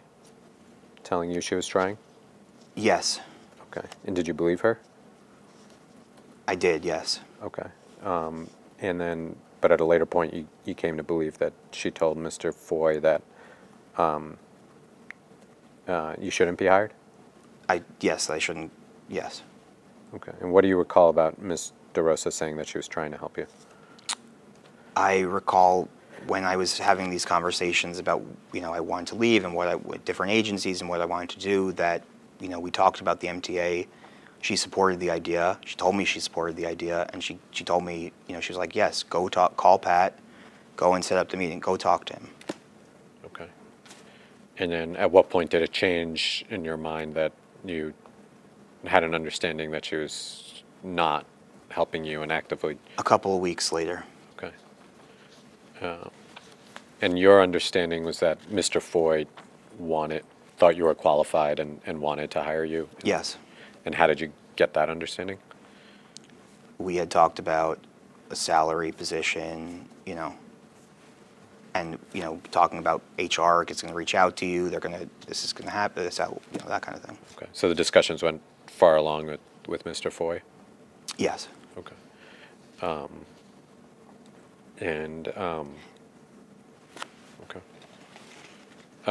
Do you recall Ms. DeRosa trying to help you find other positions besides the MTA position with another state agency?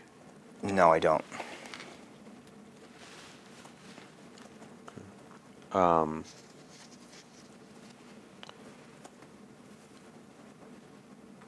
Now, you said with Ms. DeRosa, when you left the chamber, I think the phrase you said were you were on okay terms with her, is that? Yes. Okay. And why was it just okay with Ms. DeRosa as opposed to being on good terms? I was not happy about not going to work at the MTA. And I felt that. And did you express that to her at various points? Yes. Okay. And what do you recall about those conversations when you? Just that, I was not happy with how I was being treated by her. In particular, in preventing you from working at the MTA? Yes. Did she deny or acknowledge that she had been involved in preventing you from getting that job? Yes and no. Okay. So what do you mean by that? I mean that, in the conversation, it was like, yes, I know we talked about this. I know this was supposed to happen. I know, but, it's not, it's not happening. That type of thing. Okay. So, yeah. Okay. So she didn't directly admit that she Correct. prevented you. Correct. It was not like I called Pat. She did not say, I picked up the phone, I called Pat and said, he cannot hire you. She did not say that directly. Okay. But she didn't deny doing something like that? Correct. Not that I recall. Okay. And your belief is she did do something like that? Yes. And that's why you're upset at the time? Yes. Okay. And did those conversations get heated with Ms. DeRosa about that issue and the MTA? It's possible. Okay. All right. And do you recall Ms. DeRosa ever saying to you that she would no longer talk to you outside of the presence of a lawyer? No, I do not recall that her ever saying that.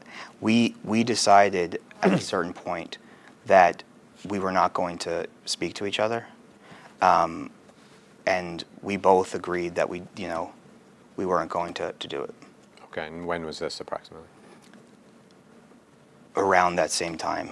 The 2019 Yeah. period? Yeah. Okay. And do you recall Ms. DeRosa ever raising your conduct with anyone else at the chamber based on these interactions you were having with her at the time? No. I remember that she was gaslighting me in the sense that she was saying, on one hand, yes, this happened, but then she would go and say, this never happened, what are you talking about, type thing.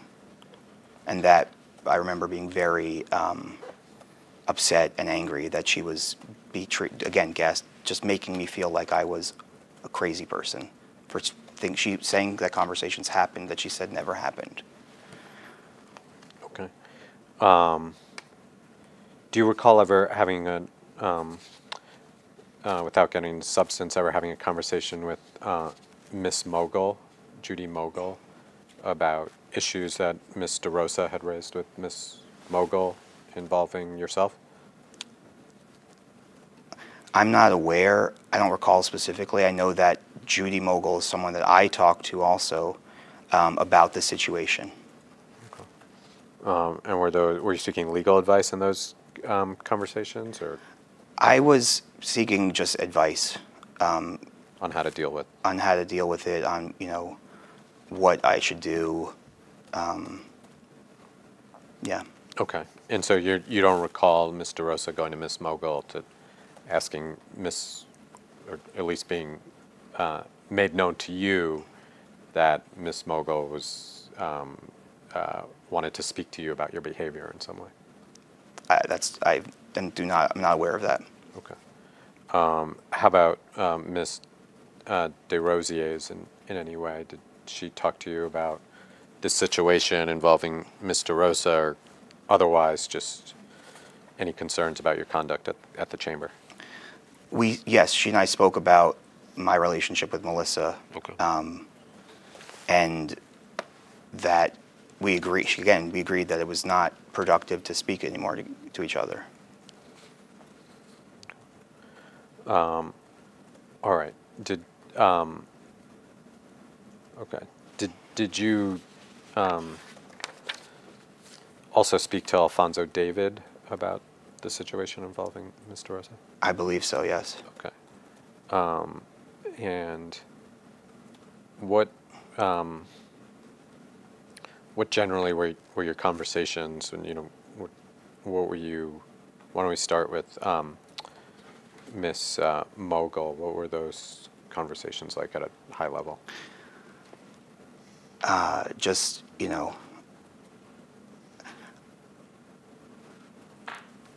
I was trying to figure out a way out. I was trying to figure out a way to leave, for all the reasons we talked about. And I remember talking to her about it and expressing how I felt at that moment, how upset I was, how it was affecting me and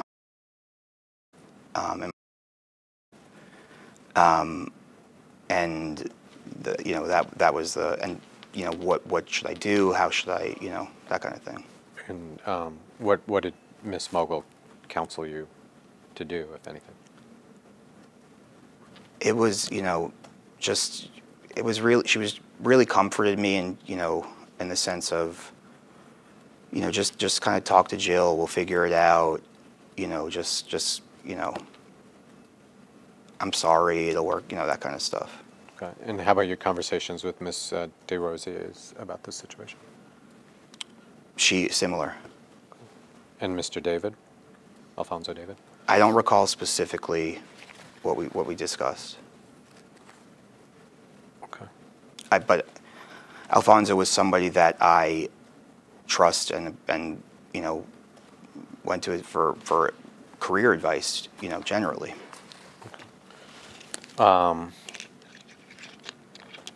Okay. At any point, did you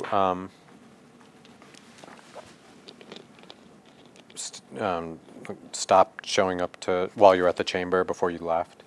Like, stop doing your job or stop showing up to work regularly? No, I always did what I was expected of. I was always there. I did my job. Okay.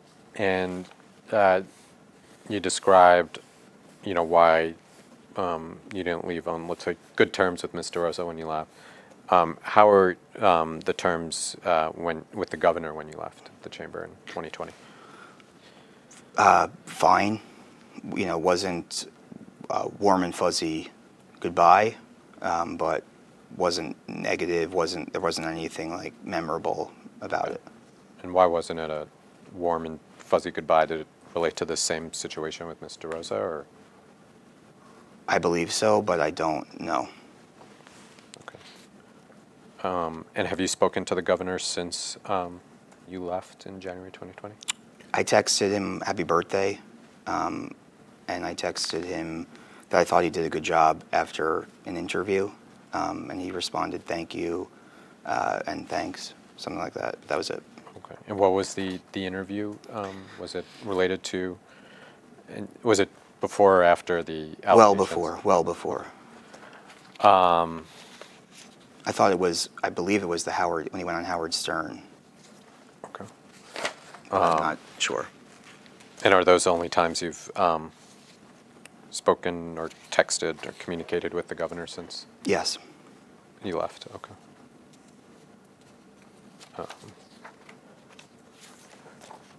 All right. And when you left, did you have to sign any sort of NDA or separation agreement? I did not sign an NDA. If you had to sign a resignation letter, Okay. but Nothing that restricted what you could say to anyone else that you recall? correct. In your time in the chamber? Okay. Okay. All right, why don't we go off the record for a few minutes?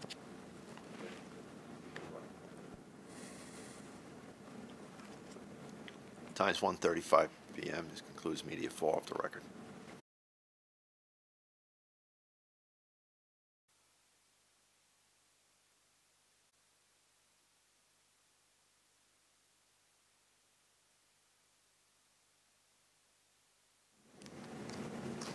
Time is 1:50 p.m. This begins media 5 on the record. Okay, Mr. Ball, just a couple of questions. You recalled previously speaking to us about, oh, thanks. About, Hold on a second.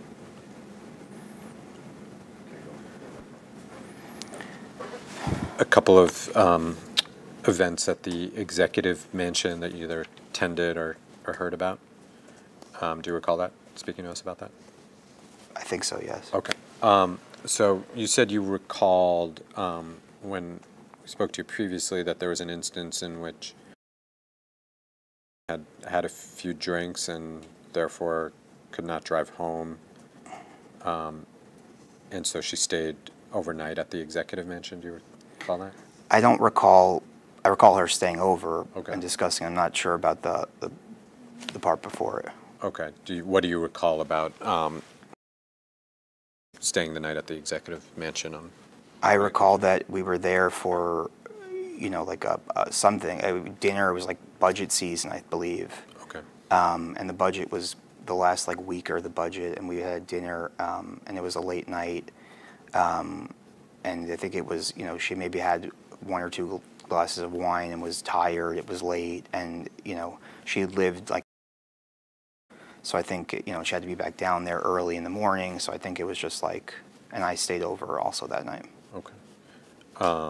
And did you, each you and stay in rooms in the executive mansion overnight? Yes. Okay. Okay. And then you recall describing an instance when you were at the executive mansion when Miss Benton and Miss Walsh jumped into the pool? Yes. Okay. And was everyone clothed when that took place, that you and others jumped into the pool? Yes. Okay. And was the governor there on that occasion? He was there earlier in the night, but he had gone to bed, previously. Wasn't around. Okay. And have you ever been to the executive mansion or heard about an incident at the executive mansion when anyone jumped into the pool either unclothed or partially unclothed? Not that I recall. You don't recall hearing anything like that? No. Just what we talked about, the fully clothed. Okay. And do you recall when the fully clothed incident took place approximately? I don't really, I'm sorry. sometime in 2016, I would assume 2016, 2017, but I don't. Okay.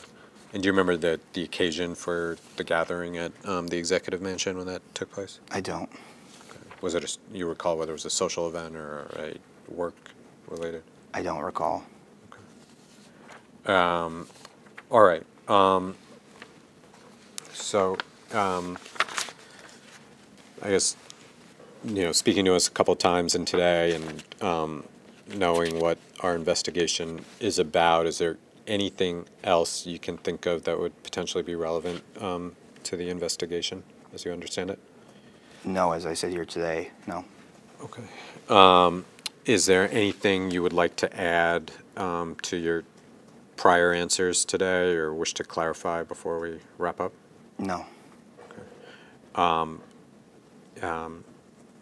If you would like, you can make any brief sworn statement on the record now if you wish to do so. No, thank you. Okay. So we're going to conclude the examination. Remind you that the obligations under the subpoenas are continuing. So, for example, if you identify any more relevant documents, you should, through your counsel, let us know. If we need any follow-up, we'll likewise contact you through your counsel. And I would just remind you what we started at the outset. Our investigation is confidential, so we'd request that whatever you learn today through our questions or documents, that you keep it confidential. If you have any questions about that or inquiries about that, you can let your counsel know, who can reach out to us. Okay, well, thank you very much for your time. Thank you. Thank you. Time now is 1:55 p.m. This concludes media 5 of today's investigation off the record.